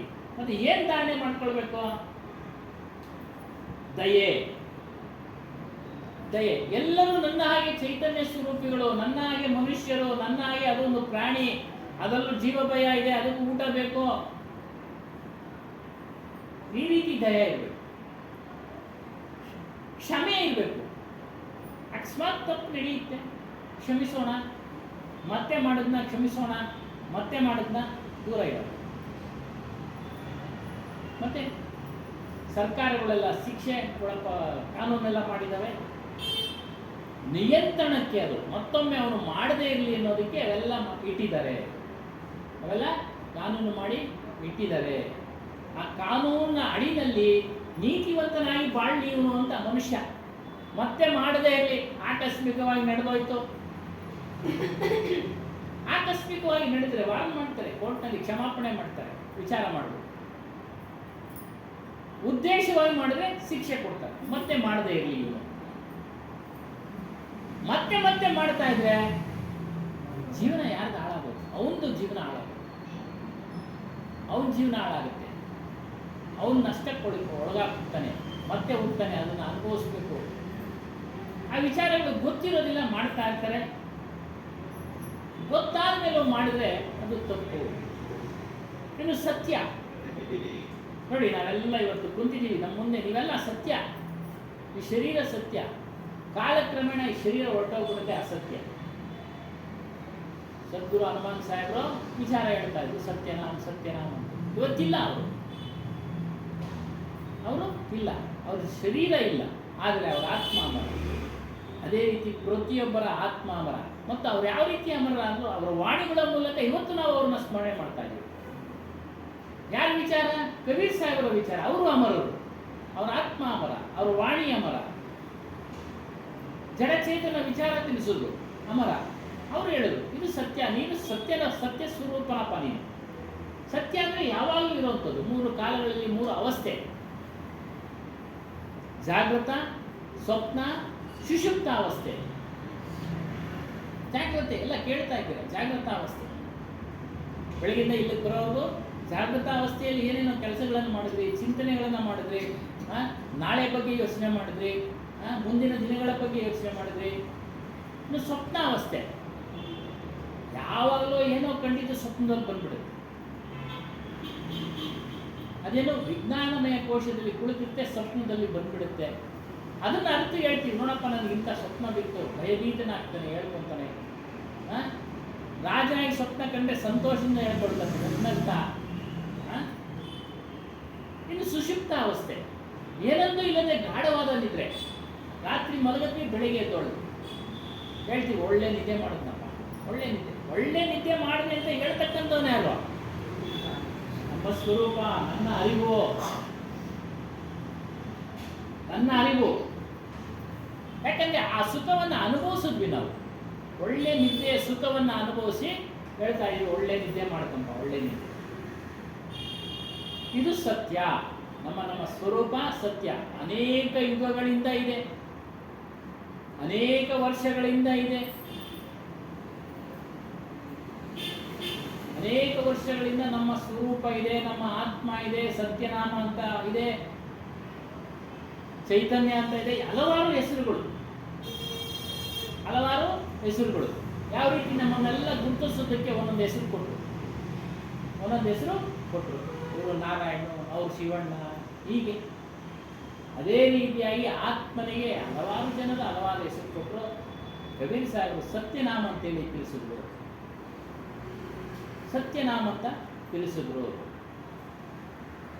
ಇದು ಸತ್ಯ. ನೋಡಿ, ಸತ್ಯ ಯಾವಾಗಲೂ ಇರ್ತಕ್ಕಂಥ ನಾಮ, ಅದು ಹೆಸರು. ಮತ್ತು ಶೀಲ, ಧರ್ಮದಿಂದ ನಡಿಬೇಕು ಮನುಷ್ಯ. ಶೀಲ ಒಂದೇ ಪದಕ್ಕೆ ಅರ್ಥ ಅಲ್ಲ, ಎಲ್ಲ ಧರ್ಮ. ಮೇಲೆ ಹೇಳಿದಂಥ ಗುಣಗಳನ್ನು ನಾವು ಅಳವಡಿಸ್ಕೊಳ್ಬೇಕು. ಗುರು ಹಿರಿಯರಿಗೆ ಗೌರವ ಕೊಡೋದು, ತಂದೆ ತಾಯಿಗಳನ್ನ ಪೂಜೆ ಮಾಡೋದು, ಗೌರವ ಕೊಡೋದು, ಇವೆಲ್ಲ ನಾವು ಜೀವನದಲ್ಲಿ ಅಳವಡಿಸ್ಕೊಳ್ಬೇಕು. ಅವೆಲ್ಲ ಧರ್ಮ ಅಂದರೆ ಧಾರಣೆ ಮಾಡ್ಕೊಳ್ಳೋದು ಒಳ್ಳೆ ಗುಣಗಳನ್ನು. ಬೇರೆ ಗುಣಗಳನ್ನು ಧಾರಣೆ ಮಾಡ್ಕೊಂಡ್ರೆ ಅದ್ರ ಫಲ ಅನುಭವಿಸ್ಬೇಕು. ದುಷ್ಟ ಗುಣಗಳನ್ನು ಧಾರಣೆ ಮಾಡ್ಕೊಂಡು ಅದ್ರ ಪಾಲನೆ ಮಾಡಿದ್ರೆ ನಮ್ಮ ಜೀವನದಲ್ಲಿ ಅದ್ರ ಫಲ ಅನುಭವಿಸಿ ತಿರುಗಬೇಕು. ಮತ್ತು ವಿಚಾರಗಳನ್ನು, ಒಳ್ಳೊಳ್ಳೆ ವಿಚಾರಗಳನ್ನು ಕೇಳಬೇಕು. ಸತ್ಸಂಗ ವಿಚಾರಗಳನ್ನು ಕೇಳಬೇಕು. ಹಾಗಾದರೆ ಹೊರಗಿನ ವಿಚಾರಗಳನ್ನು ಕೇಳಬೇಕು. ನಮ್ಮ ಜೀವನಕ್ಕೆ ಅವು ಬೇಕು. ವ್ಯವಹಾರದ ವಿಚಾರ, ಬಿಸ್ನೆಸ್ನ ವಿಚಾರ, ನೌಕರಿಯ ವಿಚಾರ. ಈ ಸರ್ಕಾರಿ ಕೆಲಸಗಳಿಗೆ ಸೇರಿದ್ರೆ ತರಬೇತಿ ಅಂತ ಕೊಡ್ತಾರೆ ನೋಡಿ, ಎಲ್ಲ ಗೊತ್ತಾಗಲಿ, ಟ್ರೈನಿಂಗ್ ಗೊತ್ತಾಗಬೇಕು. ತದನಂತರ ಅವನು ಅಲ್ಪ ಸ್ವಲ್ಪ ತಿಳಿದು ಮಾಡ್ತಾ ಅವನಿಗೆ ಅನುಭವ ಬಂದ್ಬಿಡುತ್ತೆ. ಅದೇ ರೀತಿ ಪ್ರಾಪಂಚಿಕ ವಿಚಾರ ಕಲಿಬೇಕು, ನಮ್ಮ ಜೀವನಕ್ಕೆ ಬೇಕು.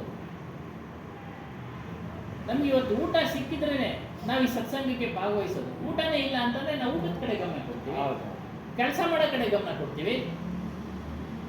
ಮನುಷ್ಯನಿಗೆ ಮೂಲಭೂತ ಏನು ಅಂತಂದ್ರೆ ಹಸಿವಿನ ನೀಗಿಸ್ಕೊಡೋದು, ವಸ್ತ್ರ, ವಸತಿ, ಇವು ಬೇಕೇ ಬೇಕು. ಇದಕ್ಕೋಸ್ಕರ ನಾವು ಕೆಲಸ ಮಾಡಲೇಬೇಕು. ಕೆಲಸ ಬಿಟ್ಟು ಸತ್ಸಂಗಕ್ಕೆ ಬರಬೇಡಿ. ನಮ್ಮ ಜೀವನೋಪಾಯದ ಕೆಲಸ ಅತಿ ಮುಖ್ಯ. ಅದನ್ನು ಅಗತ್ಯವಾಗಿ ಮಾಡಿ, ಬಿಡುವು ಮಾಡ್ಕೊಂಡು ನೀವು ಬರಬೇಕು. ಅದೇ ಸಾಕ್ಷ್ಯ, ಅದೇ 24 ಗಂಟೆ ಅದೇ ಅಲ್ಲ. ನಿದ್ದೆ ಮಾಡೋಕ್ಕೆ ಸಮಯ ತೆಗೆದುಕೊಳ್ತೀವಿ, ಕಾಫಿ ಕುಡಿಯೋಕ್ಕೆ ಸಮಯ ತೆಗೆದುಕೊಳ್ತೀವಿ, ನೆಂಟರು ಮನೆಗಳಿಗೆ ಹೋಗೋದಕ್ಕೆ ಸಮಯ ತೆಗೆದುಕೊಳ್ತೀವಿ, ಕಾರ್ಯಕ್ರಮ ಎಲ್ಲ ಹೋಗಿ ಅದ್ರ ಜೊತೆನಲ್ಲಿ ಸತ್ಸಂಗವನ್ನ ಕೇಳೋದಕ್ಕೆ ನೀವು ಸಮಯವನ್ನ ಬಿಡುವು ಮಾಡ್ಕೊಳ್ಳಿ. ಇವುಗಳಿಂದ ನಮ್ಮ ಜೀವನ ಬದಲಾವಣೆ ಆಗುತ್ತೆ. ಸಂತರ ವಾಣಿ, ಗುರುಗಳ ವಾಣಿ, ಎಲ್ಲ ಸಂತರು ಗುರುಗಳು ಬರ್ತಿದ್ರು.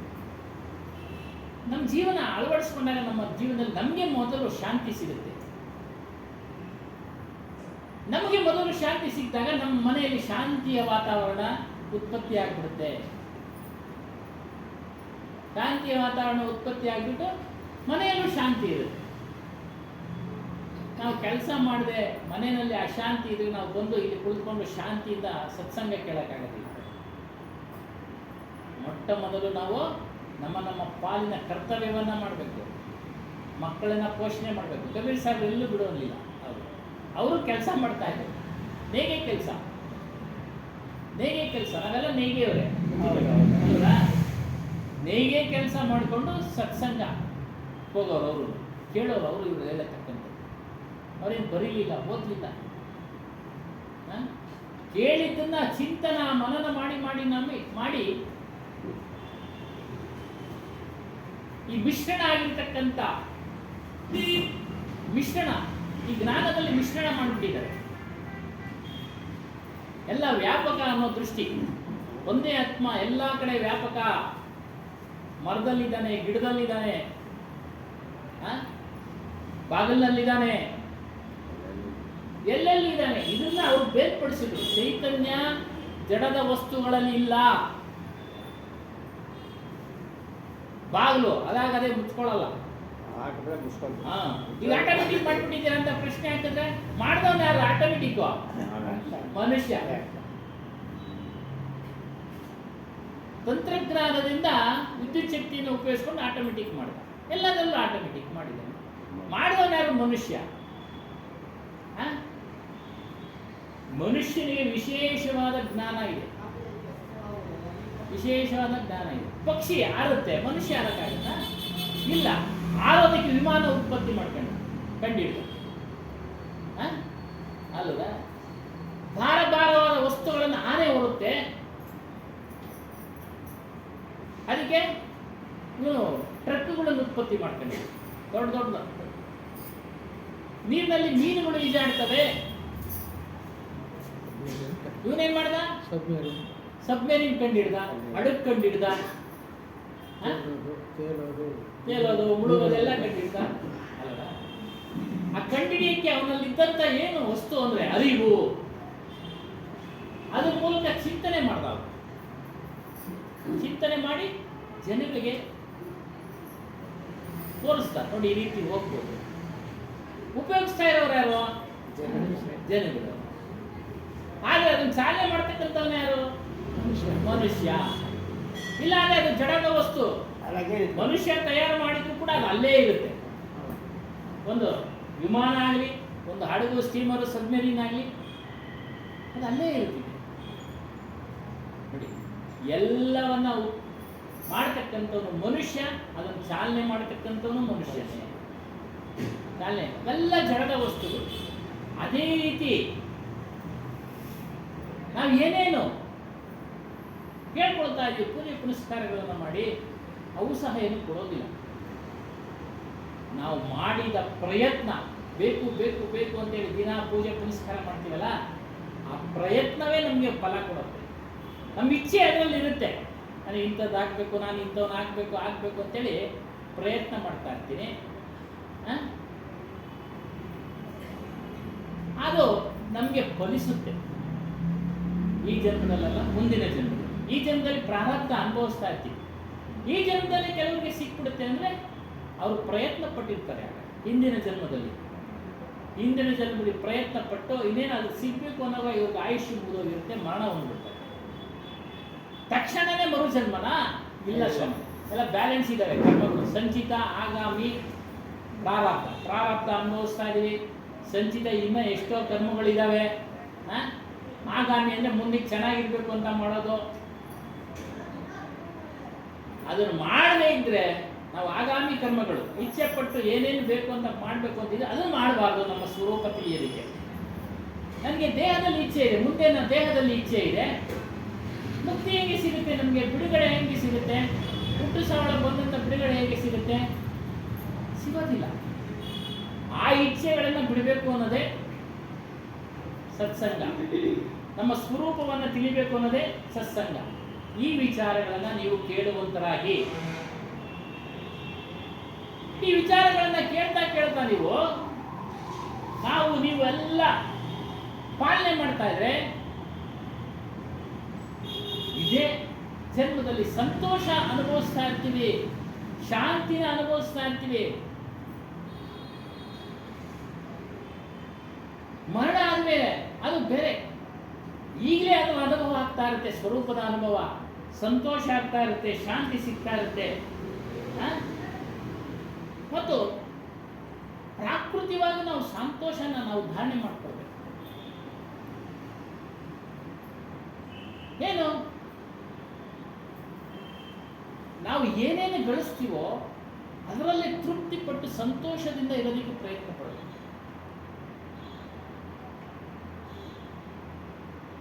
ಪಕ್ಕದ ಮನೆಯವನು 10 ಬಿಲ್ಡಿಂಗ್ ಖರೀದಿ ಮಾಡಿಬಿಟ್ಟಾನೆ, ಅವನು ಪ್ರಾರಬ್ಧ ಇತ್ತು, ಅವನು ಬಂದಿದೆ. ನೀನು ಪ್ರಾರಬ್ಧದಲ್ಲಿ 5 ಇರೋದು, ಅಷ್ಟಕ್ಕೆ ತೃಪ್ತಿ ಪಡುವಂತನಾಗ. ಅವನು ಅಷ್ಟೇ ಕೆಲಸ ಮಾಡ್ತಾನೆ, ಇವನು ಅಷ್ಟೇ ಕೆಲಸ ಮಾಡ್ತಾನೆ. ನಿನಗೆ ಸಿಗ್ಬೇಕಾಗಿರೋದು ಇಷ್ಟೇ. ಒಂದು ಸಣ್ಣ ಉದಾಹರಣೆ, ಈ ಮನೆ ಕಟ್ತಾರಲ್ಲ, ಮನೆ ಮೇಸ್ತ್ರಿಗೆ ಹಣ ಜಾಸ್ತಿ, ಹೌದು. ಗಾರೆಯವನಿಗೆ ಕೂಲಿ ಕಡಿಮೆ, ದಿನದ ಕೂಲಿ. ಅವ ಕೇಳ್ಬಿಟ್ನಂತೆ ಮಾಲೀಕನ್ನ, ಏನು ನಾವು ಬೆಳಗ್ಗೆಯಿಂದ ಕಷ್ಟಪಟ್ಟು ಕೆಲಸ ಮಾಡ್ತೀವಿ, ಅವನು ಬಂದು ಹಾಗೆ ಮಾಡಿ ಹಿಂಗೆ ಮಾಡು ಅಂತ ಹೇಳ್ಬಿಟ್ಟು ಹೊರಟೋಗ್ತಾನೆ, ಅವನು ಜಾಸ್ತಿ ಕೊಡ್ತೀರಾ, ನನಗೆ ಜಾಸ್ತಿ ಯಾಕೆ ಕೊಡಲ್ಲ? ನನ್ನ ಮಾಲೀಕ ಬುದ್ಧಿವಂತ, ಒಂದು ಮೊಟ್ಟೆ ಕೊಟ್ಬಿಟ್ಟ, ನಿಲ್ಲಿಸು ಇದನ್ನ, ನೆಲದ ಮೇಲೆ ನಿಲ್ಲಿಸಪ್ಪಾಗಿಲ್ಲ, ನಿನಗೆ ಜಾಸ್ತಿ ಕೊಡ್ತೀನಿ ನಾನು, ನಿಲ್ಲಿಸ್ಬಿಟ್ರೆ ತಿನ್ನುತ್ತಾ ಮೊಟ್ಟೆ? ಇಲ್ಲ. ಮೇಸ್ತ್ರಿ ಬಂದ ಅದೇ ಸಮಯಕ್ಕೆ, ಓ ಬಾಪ ಮೇಸ್ತ್ರಿ ಈ ಮೊಟ್ಟೆ ನಿಲ್ಲಿಸಪ್ಪ, ಅವ್ನು 3 ಕಲ್ಲು ತಗೊಂಡು ಅದ್ರ ಮೇಲೆ ಹೇಳ್ದ ಕೂಲಿಯನ್ನ, ನಿಮ್ಗೆ ಯಾಕೆ ಆಗಲಿಲ್ಲ? ಗೊತ್ತಾಗ್ಲಿಲ್ಲ ಅಂದ್ರೆ ಗೊತ್ತಾಗ್ಲಿಲ್ಲ ಅನ್ನೋದೇ ಅದಕ್ಕೆ ನಮ್ಮ ನಿಮ್ಗೆ ಅಷ್ಟೇ ಸಂಬಳ. ಇನ್ನು ಹೇಳ್ದಷ್ಟು ಮಾಡ್ತೆ. ಅವನು ಮನಸ್ಸಿನಲ್ಲಿ ಚಿಂತನೆ ಮಾಡ್ತಾನೆ, ಏನು ಹೇಗೆ ಮಾಡಬೇಕು ಇದನ್ನ ಅಂತ,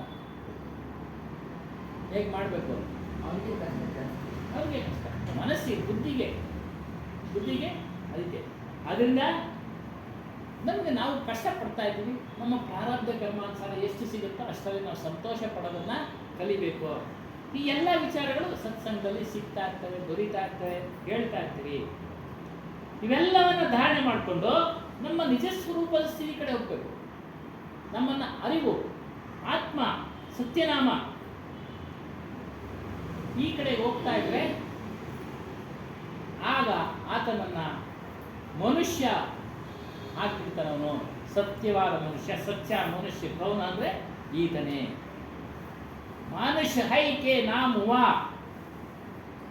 ಈ ರೀತಿ ಪಾಲನೆ ಮಾಡ್ಕೊಂಡು ಬಂದಾಗ ಅವನು ಸತ್ಯವಾದ ಮನುಷ್ಯನಾಗ್ಬಿಡ್ತಾನೆ, ಅವನ ಅಮರತ್ವವನ್ನು ಹೊಂದ್ಬಿಡ್ತಾನೆ, ಮತ್ತೆ ಹುಟ್ಟೋದಿಲ್ಲ. ಅಮರ ಅಂದ್ರೆ ಮರಣ, ಅಮರ, ಆ ಮರಣ, ಅವನು ಹುಟ್ಟೋದಿಲ್ಲ. ದೇಹ ಹೊರಟೋಗುತ್ತೆ, ದೇಹ ಹೋಗಲೇಬೇಕು, ಅದು ಧರ್ಮ. ಮೃತ್ಯು ಎಲ್ಲಿದೆ ಅಂದ್ರೆ ಹುಟ್ಟಿದ ಬೆನ್ನ ಹಿಂದೆನೆ ಮೃತ್ಯು ಇದೆ. ಶರಣರು ಹೇಳತಕ್ಕಂಥ ಮಾತು. ಮೃತ್ಯು ಎಲ್ಲಿದೆ? ಎಲ್ಲೋ ಇದೆಯಲ್ಲ, ಬೆನ್ನಿಂದೇನೆ ಇದೆ. ಹುಟ್ಟಿದ ಕೂಡಲೇ ಬೆನ್ನು, ನಮ್ಮ ಸಾವು ಸಹ ಇದ್ರ ಜೊತೆನಲ್ಲೇ ಇರುತ್ತೆ. ಅವನ ಮಗು ಆಗಿರ್ಬೋದು, ಒಂದಿನದ ಮಗು ಆಗಿರ್ಬೋದು, ಬಾಲಕನಾಗ್ಬೋದು, ಯೌವನನಾಗ್ಬೋದು, ಹೇಳೋದಿಕ್ಕಾಗೋದಿಲ್ಲ. ಅದರಿಂದ ಇದನ್ನ ತಿಳಿರಿ.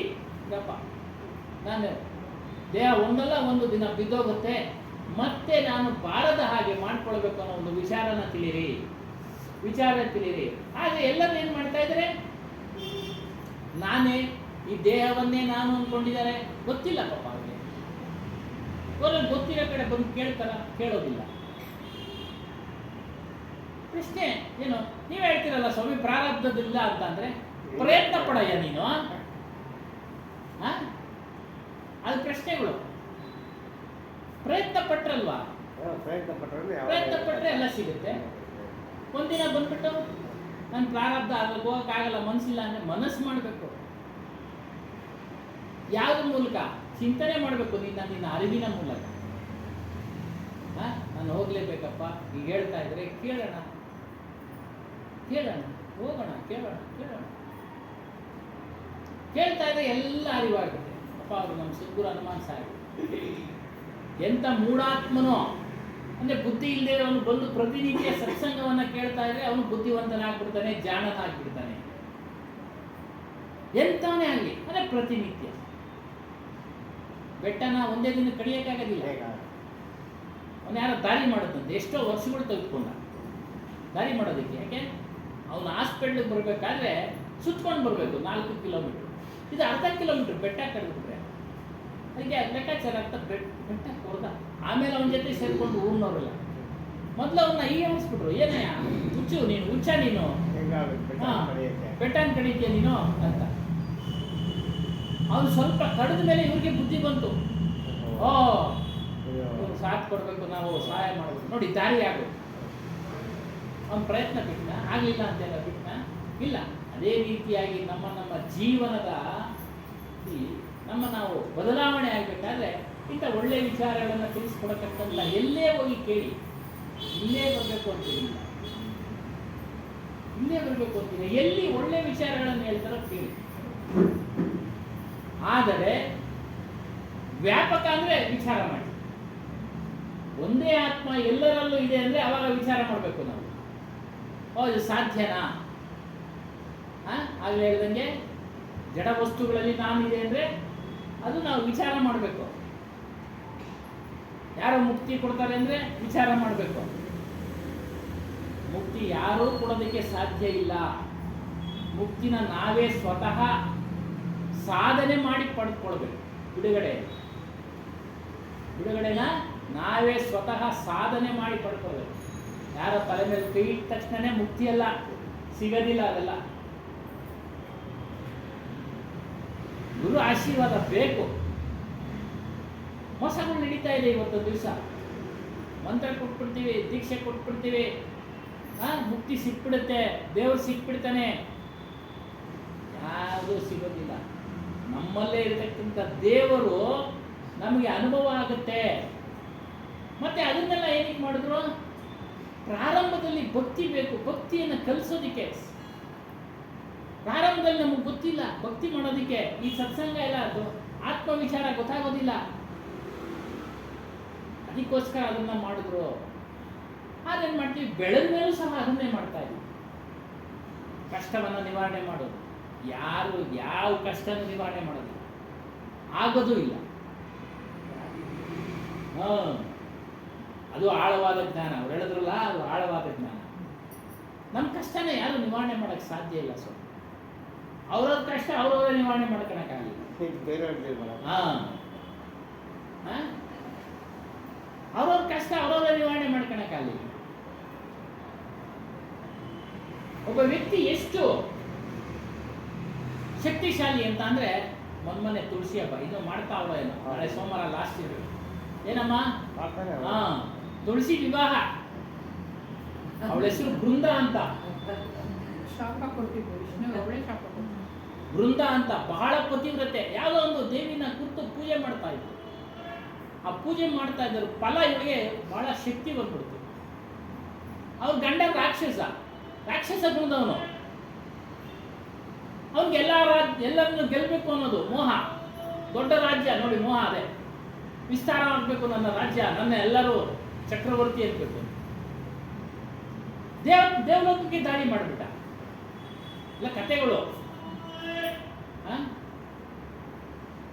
ಇವನು ಸಂಹಾರ ಮಾಡಕ್ ಆಗ್ತಾ ಇಲ್ಲ. ಶಿವನ ಕೈನಲ್ಲೇ ಆಗಲ್ಲ ನೋಡಿ, ಈಶ್ವರ ಅವನ ಕೈನಲ್ಲ ಅಲ್ಲ. ಇವರು ಮೀಟಿಂಗ್ ಮಾಡಿದ್ರು. ಯಾರು? ಬ್ರಹ್ಮ, ವಿಷ್ಣು, ಮಹೇಶ್ವರ. ಏನು ಏಕೆ ಅಷ್ಟು ಶಕ್ತಿ ಇದೆ ನೋಡಿ. ಹೆಂಡತಿ ಪೂಜೆ ಮಾಡ್ತಾ ಇದ್ದಲ್ಲ ಗಂಡನ ಯೋಗಕ್ಷೇಮ ಕುರಿತು. ಅವಳ ಚಿಂತೆ ಏನು? ಗಂಡ ಚೆನ್ನಾಗಿರ್ಬೇಕು, ಗಂಡನಿಗೆ ಯಾರು ತೊಂದರೆ ಮಾಡಬಾರದು ಅಂತ. ಇದು ಕೆಲಸ ಮಾಡ್ತಾ ಇದೆ. ಅವನು ವಿಷ್ಣು ಮಾಯಾವೇಶದಿಂದ ಬಂದ, ಅವನಂಗೆ ಬಂದ್ಬಿಟ್ಟ. ಅವ್ರ ಪಾತಿವೃತ್ಯನ ಕೆಡಿಸ್ಬಿಟ್ಟ. ಇವಳು ಗೊತ್ತಾಗೋಯ್ತು, ಅಲ್ಲಿ ಹೊಡೆದಾಕ್ಬಿಟ್ರು ಅವನು. ಇವಳು ಗೊತ್ತಾಗೋಯ್ತು. ಗೊತ್ತಾದ್ಮೇಲೆ ಶಾಪ ಕೊಡ್ತಾಳೆ, ಕಲ್ಲಾಗು ಸಾಲಿಗ್ರಾಮ ಆಗು, ಕಪ್ಪು ಕಲ್ಲಾಗು ಅಂತ. ಅದನ್ನು ಸಾಲಿಗ್ರಾಮ ವಿಷ್ಣು ಅಂತ. ಎಷ್ಟು ಶಕ್ತಿ ಇದೆ! ಯಾರು ಮಾಡಿದ್ದು? ಅವಳು ಮನಸ್ಸಿಟ್ಟು ದೃಢವಾದ ಚಿತ್ತದಿಂದ ಯಾವುದು ಪೂಜೆ ಮಾಡಿದ್ಲು, ಅದರ ಫಲ ಅವಳಿಗೆ ಸಿಕ್ತು. ಫಲ ಅವಳಿಗೆ ಸಿಕ್ತು.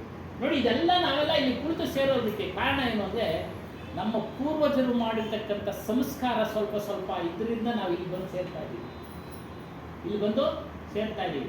ನಾವು ಮಾಡತಕ್ಕಂಥ ಈ ಪುಣ್ಯದ ಕೆಲಸ ಮುಂದಿನ ಪೀಳಿಗೆಗೆ ಅವ್ರು ಸ್ವಲ್ಪ ಹೋಗುತ್ತೆ. ಇದನ್ನು ರವಿಶಂಕರ್ಗೆ ಯಾರೋ ಪ್ರಶ್ನೆ ಮಾಡಿದ್ರು, ಏನು ಸ್ವಾಮಿ ನಮಗೆ ಪೂರ್ವಜರ ಕರ್ಮ ಕಾಡಿಸುತ್ತಾ ಇಲ್ವಾ ಅಂತ. ಅದಕ್ಕೆ ಭಾಳ ಒಂದು ಒಳ್ಳೆಯ ಉದಾಹರಣೆ. ನಿಮ್ಮಪ್ಪ ಜಮೀನು ತೆಗೆದು ಬಿಟ್ಟಿದ್ದಾರೆ, ನಿಮ್ಮಪ್ಪ ಹೊರಟೋದ್ರು, ಅವರಪ್ಪ ತೆಗೆದು ಬಿಟ್ಟಿದ್ರು, ನಿಮ್ಮಪ್ಪ ಅನುಭವಿಸಿದ್ರು. ತಾತ ತೆಗೆದು ಬಿಟ್ಟರು, ಜಮೀನು ತೆಗೆದು ಬಿಟ್ಟಿದ್ದಾರೆ, ಅನುಭವಿಸ್ತಾ ಇದ್ದೆ. ನಿಮ್ಮ ಅಪ್ಪನೂ ಅನುಭವಿಸಿದ್ರು, ಇವಾಗ ನಿನ್ನ ಹೆಸರು ಮಾಡಿಸ್ಕೊಂಡಿದ್ಯಾ ತಾನೆ? ಸ್ವಾಮಿ ಮಾಡಿಸ್ಕೊಂಡಿದ್ದೀನಿ, ಅನುಭವಿಸ್ತಾ ಇದ್ದೀನಿ ಅಂತ. ನೋಡಿ, ಯಾರು ಮಾಡಿದ್ದು? ತಾತ ಮಾಡಿದ್ದು. ತಾತ ಮಾಡಿದ್ದು. ಆಮೇಲೆ ಸಾಲ ಮಾಡಿಬಿಟ್ಟಿರ್ತಾನೆ ನಿಮ್ಮಪ್ಪ. ಉದಾಹರಣೆ ಕೊಟ್ರು, ಬ್ಯಾಂಕ್ನಾಗ ಸಾಲ ಮಾಡಿಬಿಟ್ಟಿರ್ತಾನೆ, ಎಲ್ಲ ಅಲ್ಲಿ ಹಣ ಇಟ್ಬಿಟ್ಟು. ಜಮೀನು ನೀನು ನಂದು ನಂದು ಅಂದ್ಕೊಂಡಿರ್ತೀಯ, ನಿನ್ಗೆ ಗೊತ್ತಿಲ್ದಂಗೆ ಸಾಲ ಮಾಡಿಬಿಟ್ಟಿರ್ತಾನೆ. ಸಾಲ ತೀರಿಸ್ತಾ ಇದ್ರೆ ಬ್ಯಾಂಕ್ನವ್ರು ಬಿಡ್ತಾರ? ಬಿಡಕ್ಕೆ. ನೋಡಪ್ಪ, ನಿಮ್ಮಪ್ಪ ಎಲ್ಲ ಹಣ ಇಟ್ಬಿಟ್ಟು ಹೋಗ್ಬಿಟ್ಟವನೆ, ಸಾಲ ತೀರಿಸು, ನಿನ್ನ ಹೆಸರು ಮಾಡುವ. ಸಾಲ ತೀರಿಸಿ ನಿನ್ನ ಹೆಸರು ಮಾಡ್ಕೋ. ತೀರಿಸ್ಕೆ ತಾನೆ ಜಮೀನ ಬೇಕು ಅಂದ್ರೆ ಬಿಟ್ಬಿಡ್ತೇನೆ ನೀನು. ಸಾಲ 4 ಲಕ್ಷ ಮಾಡಿರ್ತಾನೆ, ಇವಾಗ 1 ಕೋಟಿ ಹೋಗ್ತಾ ಇರುತ್ತೆ, ಬಿಟ್ಬಿಡ್ತೀಯ ನೀನು? ಕಷ್ಟಪಟ್ಟು ದುಡ್ದು ತೀರಿಸ್ತೀಯ ಸಾಲ. ಅದೇ ರೀತಿ ಪುಣ್ಯ ಕರ್ಮಗಳು ಅಷ್ಟೇ, ಪಾಪ ಕರ್ಮಗಳು ಅಷ್ಟೇ. ಅದನ್ನ ಧರ್ಮಾಧಿಕಾರಿಗಳು ಸಹ ಹೇಳ್ತಾರೆ. ನಾವು ಮಾಡತಕ್ಕಂಥ ಪುಣ್ಯ ಕೆಲಸಗಳು ಮುಂದಿನ ಪೀಳಿಗೆಗೆ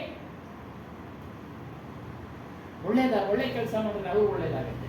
ನಾವು ನಾಡಿನ ಕೇಳ್ತಾ ಇದ್ವಿ, ಅವ್ರ ತಂದೆ ತಾಯಿ ಪುಣ್ಯವಂತರಪ್ಪ. ನೋಡಿ, ಅದೆಲ್ಲ ಸತ್ಯ ಶಾಸ್ತ್ರಗಳಲ್ಲಿದೆ. ಅದೇ ಶಾಸ್ತ್ರಗಳಲ್ಲಿ ಇರೋದೆಲ್ಲ ಸತ್ಯ ಅಲ್ಲ, ವಿಚಾರ ಮಾಡಿ. ಅದೇ ವಿಚಾರ ಇಲ್ಲಿ. ಕೆಲವೊಂದು ಸತ್ಯ, ಕೆಲವೊಂದು ಸತ್ಯ. ಉದಾಹರಣೆಗಳು ಕೊಡ್ತಾರಲ್ಲ, ಉದಾಹರಣೆಗಳು ಕೊಟ್ಟಾಗ ನಮಗೆ ಅದೆಲ್ಲ ಅರಿವಾಗುತ್ತೆ. ಹಾಗೆ ಹೇಳ್ತಾ ಇದೆ, ರಾಮಾಯಣ ಮಹಾಭಾರತ ನಡೀತು ಕೇಳ್ಬಿಟ್ರು ದಪ್ಪಳಾಕೊಂಡು ಅದೇ ನಡೆದಿತ್ತ. ಅದಕ್ಕೆ ನಾನು ಹೇಳಿದೆ, ವ್ಯರ್ಥವಾದ ಚಿಂತನೆ ಮಾಡಬೇಡಿ. ನಡೆದ್ರೆ ನಿಮ್ಗೂ ಲಾಭ ಇಲ್ಲ, ನಡೆದಿದ್ರು ನಷ್ಟ ಏನಿಲ್ಲ. ಅದರಲ್ಲಿ ಇರತಕ್ಕಂಥ ಗುಣಗಳನ್ನ ತೆಗೆದುಕೊಳ್ಳೆ. ರಾಮನು ಏಕಪತ್ನಿ ವ್ರತಸ್ಥ, ಪಿತೃವಾಕ್ಯ ಪರಿಪಾಲನೆ, ಜನಗಳನ್ನ ಒಳ್ಳೆ ಕ್ಷೇಮದಿಂದ ನೋಡ್ಕೊಂಡ. ನೀನು ಆ ರೀತಿ ನಿಮ್ಮ ಮನೆಯವ್ರು ನೋಡ್ಕೊಳಪ್ಪ. ಮಂತ್ರಿ ಹೆಂಗ್ ನೋಡ್ಕೊಂಡ? ಮಹಾಭಾರತದಲ್ಲಿ ಕೃಷ್ಣ ಗೀತೆ ಬೋಧನೆ ಮಾಡಿದ್ದಾನೆ. ಏನು? ಪ್ರಕೃತಿಯೂ ಅನಾದಿ, ಪುರುಷನು ಅನಾದಿ. ಪ್ರಕೃತಿ ಅಂದ್ರೆ ಪ್ರಪಂಚನಪ್ಪ. ಆಕಾಶ, ಅಗ್ನಿ, ವಾಯು, ಜಲ, ಪೃಥ್ವಿ ಇವೆಲ್ಲ ಕೂಡಿರ್ತಕ್ಕಂಥ ಪ್ರಪಂಚ. ನೀರಿಲ್ಲದೆ ಭೂಮಿ ಇದೆಯಾ? ಆಕಾಶ ತತ್ವ ಇಲ್ಲದೆ ಇವೆಲ್ಲ ಇದೆಯಾ? ಇವೆಲ್ಲ ನೋಡಿದ ಆಕಾಶ ತತ್ವ, ಅವಕಾಶ ನಾವು ಸೇರಿದ್ದೀವಿ. ಅದೇ ರೀತಿ ಆಕಾಶ ತತ್ವ ಇದೆಲ್ಲ ಸೇರಿ ಪ್ರಪಂಚ ಅಲ್ಲ. ಜನಗಳು ಓಡಾಡ್ತಾ ಇರೋದು, ಜೀವನ ಮಾಡ್ತಾ ಇರೋದು. ಗಾಳಿ ಇಲ್ಲದೆ ಇರೋಕ್ಕಾಗತ್ತಾ? ಇಲ್ಲ. ನೀರಿಲ್ಲದೆ ಇರೋಕ್ಕಾಗತ್ತಾ? ಇಲ್ಲ. ನೋಡಿ, ಅದೆಲ್ಲ ಅನಾದಿ. ಯಾರೂ ಸೃಷ್ಟಿ ಮಾಡಿಲ್ಲಪ್ಪ. ಅದನ್ನ ಗೀತೆಯಲ್ಲಿ ಹೇಳ್ತಾರೆ, ಯಾರೂ ಸೃಷ್ಟಿ ಮಾಡಿಲ್ಲ. ಮತ್ತೆ ಇವರೆಲ್ಲ ಬರೆದವರಲ್ಲ, ಅವ್ರು ಸೃಷ್ಟಿ ಮಾಡೋದು. ಅದನ್ನೇ ವಿಚಾರ ಮಾಡು ನೀನು, ಅದನ್ನ ವಿಚಾರ ಮಾಡು. ಮತ್ತು ನಿಮ್ಮ ಸ್ವರೂಪ, ನಿಮ್ಮ ಅರಿವನ್ನ ಯಾರು ಸೃಷ್ಟಿ ಮಾಡಿಲ್ಲ. ದೇಹ ಬರಕ್ಕೆ ನೀವೇ ಕಾರಣ. ದೇಹ ಬರಕ್ಕೆ ನೀವೇ ಕಾರಣ, ನಾವೇ ಕಾರಣ. ನಮ್ಮ ಅರಿವು ಕಾರಣ. ಏನೋ ಪುಣ್ಯ ಮಾಡಿದ್ವಿ, ಮನುಷ್ಯ ದೇಹ ಬಂದಿದೆ. ಈಗ ನಾವು ಎಚ್ಚೆತ್ಕೊಂಡು ಬಾರದೇ ಇರೋ ಹಾಗೆ ಮಾಡಬೇಕು. ಮನುಷ್ಯ ಜನ್ಮ ಬಾರದೇ ಇರೋ ಹಾಗೆ, ಒಟ್ಟಾರೆ ಜನ್ಮ ಬಾರದೇ ಹಾಗೆ ಆ ರೀತಿ ಮಾಡ್ಕೊಳ್ಳಬೇಕು. ಆ ರೀತಿ ಮಾಡ್ಕೊಳ್ಳಕ್ಕೆ ಇದು ಸತ್ಯವಾದ ವಿಚಾರನ ತಿಳಿಬೇಕು. ಸತ್ಯವಾದ ವಿಚಾರಗಳನ್ನು, ಯಾವುದೋ ನಮ್ಮ ಸ್ವರೂಪದ ವಿಚಾರಗಳನ್ನು ತಿಳಿಬೇಕು. ಅದನ್ನ ಹೇಳಿ ಅಮರ, ನೀನು ಅಮರನಪ್ಪ, ನಿನಗೆ ಸಾವಿಲ್ಲ, ನಿನಗೆ ಮುಪ್ಪು ಇಲ್ಲ. ಎಲ್ಲ ಮುಪ್ಪಾಗ್ಬಿಡ್ತು. ನಾವು ವೃದ್ಧರಾಗ್ಬಿಟ್ವಿ, ಸಣ್ಣವರಾಗಿದ್ವಿ, ಬಾಲಕರಾಗಿದ್ವಿ, ಯವರ ಆಯಿತು, ಮುದುಕರಾಗ್ಬಿಟ್ಟಿದ್ದೀವಿ. ನಮ್ಮ ತಿಳುವಳಿಕೆ ಮುದುಕತನ ಬಂದಿದೆಯಾ? ಅದಕ್ಕೆ ಮರುವು ಬಂದಿದ್ಯಾ? ಇಲ್ಲ ಇಲ್ಲ. ಘಟನೆಗಳನ್ನ ಮರಿತೀವಿ, ಆದರೆ ನಾನು ಅನ್ನೋದು ಮರ್ತಿದೀವ? ಆಗಿಂದ ಹೇಳ್ತಾ ಇದೀವಿ, ಏನು ನೋಡಪ್ಪ ಅವಾಗ ಹಿಂಗಿದ್ದೆ, ಇವಾಗ ಹಿಂಗಿದ್ದೀನಿ. ಅರಿತಾ ಇದ್ದೀವಿ ತಾನೇ? ಇದೆಯಾ? ಅರಿತಾ ಇದ್ದೀವಿ ದೇಹವನ್ನ. ತಲೆ ಕೂದಲು ಅವಾಗ ಕಪ್ಪುಗಿತ್ತು, ಇವಾಗ ಬೆಳಗಾಗ್ತಾ ಇದೆ ಅಂತ ಅರಿತಾ ಇದ್ದೀವಿ ಅಲ್ಲದ? ಬೇರೆಯವ್ರನ್ನ ನೋಡ್ತಾ ಇರ್ತೀವಿ, ನೋಡಪ್ಪ ಅವನ ಹುಡುಗ ಹಿಂಗಿದ್ದ, ಹೆಂಗಾಗ್ಬಿಟ್ಟ. ನೋಡ, ಆ ಅರಿವು, ಅದಕ್ಕೆ ಸಾವಿಲ್ಲ. ವೃದ್ಧಾಪ್ಯನೂ ಇಲ್ಲ, ಅದಕ್ಕೆ ವೃದ್ಧಾಪ್ಯನೂ ಇಲ್ಲ, ಮನಸ್ಸಿಗೂ ಇಲ್ಲ. ನೋಡಿ, ಅದು ಸಹ ಚಿಂತನೆ ಮಾಡ್ತಾನೆ ಇರುತ್ತೆ. ಯಾವುದ್ರ ಮೂಲಕ? ಅರಿವಿನ ಮೂಲಕ ಅದು ಚಿಂತನೆ ಮಾಡ್ತಾ ಇರುತ್ತೆ, ಕಲ್ಪನೆ ಮಾಡ್ತಾ ಇರುತ್ತೆ, ಸಂಶಯ ಪಡುತ್ತೆ, ದ್ವಂದ್ವ, ಬೇಕು ಅನ್ನುತ್ತೆ, ಬೇಡ ಅನ್ನುತ್ತೆ. ಇದಕ್ಕೆಲ್ಲ ಅರಿಯುವ ಶಕ್ತಿ ಯಾವುದು ಅಂದರೆ ನಮ್ಮ ಸ್ವರೂಪ, ನಮ್ಮ ಆತ್ಮ, ಸತ್ಯನಾಮ. ಪಾರಕ್ ಅಂದರೆ ಪರೀಕ್ಷೆ ಮಾಡಿ ನೋಡಪ್ಪ ಇವೆಲ್ಲ ಅಂತ. ಪಾರಕ್ ವಿಚಾರ ಪರೀಕ್ಷೆ ಮಾಡಿ ನೋಡು, ಪರೀಕ್ಷೆ ಮಾಡು ನೋಡು. ಈ ರೀತಿಯಾಗಿ ನಾನು ದೇಹ ಅಂತ ತಿಳ್ಕೊಂಡ್ಬಿಟ್ಟಿದ್ದೀವಿ. ನಾವು ದೇಹ ಅಲ್ಲ, ನಮ್ಮ ದೇಹ ಒಂದಲ್ಲ ಒಂದು ದಿನ ಬಿದ್ದೋಗುತ್ತೆ. ಆದರೆ ನಿಮ್ಮ ಸ್ವರೂಪ, ನಮ್ಮ ಸ್ವರೂಪ, ಅದಕ್ಕೆ ನಾಶ ಇಲ್ಲ, ಅಮರ, ಅಜರ, ವೃದ್ಧಾಪ್ಯ ಇಲ್ಲ. ದೇಹ ನಾನು ಅಂದ್ಕೊಂಡು ಏನೇನು ಮಾಡ್ತಾ ಇದೀವಿ? ಬರೋದು, ತಿನ್ನೋದು, ಉಣ್ಣೋದು, ವಿಷಯಗಳನ್ನ ಭೋಗಿಸೋದು, ಇಷ್ಟೇ ಮಾಡ್ತಾ ಇದ್ದೀವಿ. ಇದು ದೊಡ್ಡ ಲಾಭ ನಮಗೆ ಅಂತೇಳಿ ಹಾಕ್ಬಿಡ್ತಾರೆ. ಜೀವನ ಇರೋದು ಕೆಲವೇ ದಿನನಪ್ಪ, ಸಮಯನ ವ್ಯರ್ಥ ಮಾಡಿಬಿಡಿ, ಆನಂದದಿಂದ ಜೀವನ ಮಾಡಿ ಅಂತ. ಇರೋದಕ್ಕಿಂತ ಚೆನ್ನಾಗಿದೆ ಅಂದ್ರೆ ಚೆನ್ನಾಗಿ ತಿನ್ಬಿಟ್ಟಿರೋದಾ? ಆಗುತ್ತಾ? 4 ದಿನದ ಒಂದೇ ದಿನ ತಿನ್ನಕ್ಕಾಗುತ್ತಾ? 3 ಹೊತ್ತಿಂದ 1 ಹೊತ್ತು ತಿನ್ನಕ್ಕಾಗೋದಿಲ್ಲ. ಎಂಥ ಜೀರ್ಣಶಕ್ತಿ ಇರೋ ವ್ಯಕ್ತಿನೋ, ಹುಡುಗನೋ ನಾಳೆದೆಲ್ಲ ಸೇರಿಸಿ ತಿನ್ನಕ್ಕಾಗ್ಬಿಡುತ್ತಾ? ಇಲ್ಲ. ಆ ಒಂದು ದೇಹಕ್ಕೆ ಎಷ್ಟು ಬೇಕೋ ಅಷ್ಟೇ ತೆಗೆದುಕೊಳ್ಳೋದು. ಹಬ್ಬ ಅಂದರೆ ಇನ್ನೊಂದೆರಡು ತುತ್ತು ಜಾಸ್ತಿ ತಿನ್ಬೋದು ಅಷ್ಟೇ ಅಲ್ಲ? ನೋಡಿ, ಈ ರೀತಿ ಆಗ್ತದೆ. ಜೀವನವನ್ನು ಆನಂದದಿಂದ ಅನುಭವಿಸ್ರಪ್ಪ ಅಂತ. ಯಾವ ಆನಂದ? ಎಲ್ಲ ನಾಶ ಆಗೋ ಆನಂದನೇ. ಕಾಯಿಲೆ ಬರೋದು. ತಿಂದ ಚೆನ್ನಾಗಿ ಆನಂದವಾಗಿ ಮರುದಿನ ಡಾಕ್ಟರ್ ಹತ್ರ ಹೋದ, ಜೀರ್ಣ ಆಗಲಿಲ್ಲ ಸ್ವಾಮಿ. ಮೊದಲೇ ಕಡಿಮೆ ತಿಂದರೆ ಜೀರ್ಣ ಆಗಿರೋದಲ್ವಾ? ಆದ್ರಿಂದ ನಾವೇನ್ ಮಾಡ್ತಾ ಇದೀವಿ? ವಿಷಯಗಳನ್ನು ಭೋಗಿಸೋದ್ರ ಕಡೆ ಹೋಗ್ತಾ ಇದ್ದೀವಿ. ಬೇಕು ಇಲ್ಲ ಅಂತ ಇಲ್ಲ. ಮನುಷ್ಯ ಅಂತ ಊಟದ ಮೇಲೆ ಊಟ ಬೇಕು, ವಸತಿ ಬೇಕು, ವಸ್ತ್ರ ಬೇಕು. ಹಿತಮಿತವಾಗಿ ಅದನ್ನ ಬಳಸಿ. ಅಲ್ಲೇ ಐತೆ ನೋಡ, ಮಾರ್ಸೋದು ನೋಡಿ. ಈ ರೀತಿಯಾಗಿ ದೇಹಾಭಿಮಾನದಿಂದ ಮನುಷ್ಯ ಮರಣ ಆಗ್ತಾ ಇದ್ದಾನೆ. ದೇಹಾಭಿಮಾನದ ಮನುಷ್ಯ ಮರಣ ಆಗ್ತಾ ಇದ್ದಾನೆ. ದೇಹಾಭಿಮಾನ ಬಿಡಿ, ದೇಹ ಒಂದಲ್ಲ ಒಂದು ದಿನ ಬಿದ್ದೋಗುತ್ತೆ.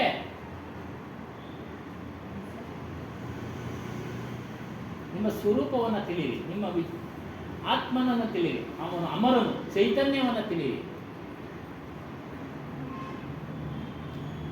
ತಿಳಿದು ಸುಮ್ಮನೆ ಎಲ್ಲಿ ಮಾರ್ಕೆಟ್ನಲ್ಲಿ ಸಿಗುವಂಥದ್ದಲ್ಲ ಆ ಸ್ವರೂಪದ ವಿಚಾರ. ಎಲ್ಲ ವಸ್ತುಗಳನ್ನು ಮಾರ್ಕೆಟ್ನಲ್ಲಿ ಬಿಕ್ರಿ ಮಾಡ್ತಾರೆ, ಸೇಲ್ ಮಾಡ್ತಾರೆ, ಮಾರಾಟ ಮಾಡ್ತಾರೆ. ಇದು ಮಾರಾಟಕ್ಕೆ ಸಿಗುವಂಥದ್ದಲ್ಲ, ಮಾರಾಟಕ್ಕೆ ಸಿಗುವಂಥದ್ದಲ್ಲ.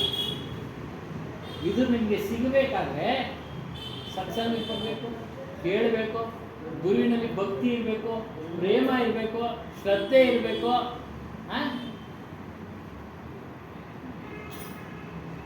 ಎಲ್ಲ ಹೇಳಿದ್ದನ್ನೆಲ್ಲ ಕೇಳಕ್ಕೆ ಹೋಗ್ಬಿಡಿ, ವಿಚಾರ ಮಾಡಿ. ನೀವು ಸತ್ಯ ಹೇಳ್ತಾ ಇದ್ದಾರಾ, ಅಸತ್ಯ ಹೇಳ್ತಾ ಇದ್ದಾರಾ ನೋಡಿ, ಅದು ಚಾನ್ಸ್ ಕೊಡ್ತಾರೆ ಕಬೀರ್ ಸಾಹೇಬ್. ವಿಮರ್ಶೆ ಮಾಡಿ ಹೇಳ್ತಾ ಇರೋದು. ಇವಾಗ ಹೇಳಿರೋ ವಿಚಾರಗಳನ್ನೆಲ್ಲ ಮನನ ಮಾಡಿ ಒಂದ್ ಕಡೆ ಕುತ್ಕೊಂಡು, ಸಮಯ ಸಿಕ್ಕಿದಾಗ, ಕೆಲಸ ಮಾಡ್ತಾ ಇರೋವಾಗ, ಅಡುಗೆ ಮಾಡ್ತಾ ಇರೋವಾಗ, ಅದಕ್ಕೆ ಹೇಳ್ತಾರೆ श्वास श्वास में नाम ले उता श्वास मति कोई ना जाने आ श्वास को आवನ ಹೋಯ್ ನ ಹೋಯ್ ಶ್ವಾಸಕ್ಕೂ ನೀವು ವಿಚಾರ ಮಾಡ್ತಾ ಇರಿ, ಮನನ ಮಾಡಿ, ಸ್ವರೂಪದ ವಿಚಾರ ಮಾಡಿ. ಸಮಯ ವ್ಯರ್ಥ ಮಾಡಬೇಕು. ಕೆಲವು ಸಮಯದಲ್ಲಿ ಆಗೋದಿಲ್ಲ, ಕೆಲಸದಲ್ಲಿ ನಾವು ಏಕಾಗ್ರತೆ ವಹಿಸಬೇಕಾಗುತ್ತೆ, ಮಾಡೋಣ. ಬೇರೆ ಸಮಯದಲ್ಲಿ ಟಿವಿ ನೋಡ್ತಾ ನೋಡ್ತಾ ಅಡುಗೆ ಮಾಡಲ್ವಾ ಮನೆಯಲ್ಲಿ? ಎಷ್ಟು ಜನ ಇವತ್ತು ದಿವಸ ಪಕ್ಕದಲ್ಲೇ ಹಾಕ್ಕೊಂಡ್ಬಿಡ್ತಾರೆ, ಮೊಬೈಲ್ಗಳು ಪಕ್ಕದಲ್ಲೇ ಇಟ್ಕೊಂಡಿರ್ತಾರೆ. ಮಗಂಡವರು ಅಷ್ಟೇ ಮೊಬೈಲ್ ನೋಡ್ಕೊಂಡೇ ಮಾಡ್ತಾ ಇರ್ತಾರೆ. ಏನು ಸಮಯ? ಯೂಟ್ಯೂಬ್. ಹೌದು, ಯೂಟ್ಯೂಬ್ ಅದೇ ನೋಡ್ಕೊಂಡು ಮಾಡ್ತಾ ಇರ್ತಾರೆ. ಕೆಲಸ ನಡೆಯಲ್ವಾ? ಮೊಬೈಲ್ ಇಲ್ದಿರ ಏನು ಕೆಲಸ ಕೆಲಸ ನಡೆಯಲ್ವಾ? ಎರಡೆರಡು ಮಗ ಬಿಡ್ತಾರಂತೆ ಮೊಬೈಲ್ ನೋಡ್ಕೊಂಡು. ಕೆಲಸ ನಡೆಯಲ್ವಾ? ಮೊಬೈಲ್ ನೋಡ್ಕೊಂಡೆ ಕೆಲಸ ಮಾಡೋದು. ಮೊಬೈಲ್ ಇಲ್ದಿರ ಊಟ ಕೂಡ ಮಾಡೋದು. ಅದಕ್ಕೆ ಹೇಳ್ತಾರೆ, ಅವರೇ ಹೇಳಿದ್ರು ಹನುಮಾನ್ ಸಾಹೇಬ್, ಕೆಲಸ ಮಾಡ್ತಾ ಇರೋರು 24 ಗಂಟೆ ಮಾಡಿ, ಸ್ನಾನ ಮಾಡೋ ಮಾಡಿ, ಟಾಯ್ಲೆಟ್ ಹೋಗಿರೋ ಮಾಡಿ. ಯಾಕೆ? ಯಾವ ಸಮಯದಲ್ಲಿ ಪುಸ್ ಅಂದ್ಬಿಡ್ತೋ ಇದು ವಾಸ, ಯಾವ ಸಮಯದಲ್ಲಿ ಆಚೆಗೆ ಹೋಗಿದ್ದು ಮತ್ತೆ ಒಳಗಡೆ ಬರುತ್ತೋ ಇಲ್ಲೋ ಹೇಳಕ್ಕಾಗೋದಿಲ್ಲ. ಎಷ್ಟು ಜನ ನಾವು ಕೇಳ್ತಾ ಇದೀವಿ ಟಾಯ್ಲೆಟ್ ಹೋದ್ನಪ್ಪ ಪುಸ್ ಅಲ್ವಾ? ಎಷ್ಟು ಜನ ಕೇಳ್ತಾ ಇದೀವಿ ಅಲ್ವಾ? ಅದಕ್ಕೆ ಶ್ವಾಸವೇ ನಾಮಲೆ ಹುತಾಶ ಸುಮತಿ ಕೋಯ್ ವಾಕ್ ಮಾಡ್ತಾ ಇದ್ದಾನೆ. ದಾರಿಲಿ ಹೋಗೋದು ಹಂಗೆ ವಾಕ್ ಮಾಡೋವಾಗ, ದಾರಿಯಲ್ಲಿ ಹೋಗುವಾಗ ಏನು ಅದನ್ನ ಹೇಳೋರು ಅಪ್ಪ ಅವರು. ಯಾವ ಸಮಯದಲ್ಲಿ ಈ ದೇಹ ಹೋಗ್ಬಿಡುತ್ತೆ ಅಂತ ಅವ್ರಿಗೆ ಹೇಳ್ಕೊಳ್ಳೋರು. ನೋಡಿ, ಅವರೇನೆ ಹೋಗ್ತಾ ಹೋಗ್ತಾ ಹೊರಟೋರು. ಪ್ರಾರಬ್ಧ ಯಾರನ್ನು ಬಿಟ್ಟಿದ್ದಲ್ಲ, ಹೋಗ್ಬೇಕು ಅನ್ನೋದಿತ್ತು ಪ್ರಾರಬ್ಧ, ಆಗೋಯ್ತು. ಹಾಗಾಗಿ ನಮ್ಮ ನಮ್ಮ ಚೇತನ ಸ್ವರೂಪದ ಸ್ಮರಣೆ ಏನೋ ಯಾವಾಗಲೂ ಮಾಡಿ, ವಿಚಾರ ಮಾಡಿ ಮಾಡಿ. ಸತ್ಯ ಹೇಳ್ತಾ ಇದ್ದಾರಾ, ಅಸತ್ಯ ಹೇಳ್ತಾ ಇದ್ದಾರಾ, ಪ್ರತಿಯೊಂದನ್ನು ವಿಮರ್ಶೆ ಮಾಡಿ. ವಿಮರ್ಶೆ ಮಾಡೋ ಬುದ್ಧಿ ಬರಬೇಕು ಅಂದ್ರೆ ಇಲ್ಲಿ ಸತತವಾಗಿ ಬರಬೇಕು. 1-2 ದಿನಕ್ಕೆ ವಿಮರ್ಶೆ ಮಾಡಕ್ಕೆ ಬರೋದಿಲ್ಲ.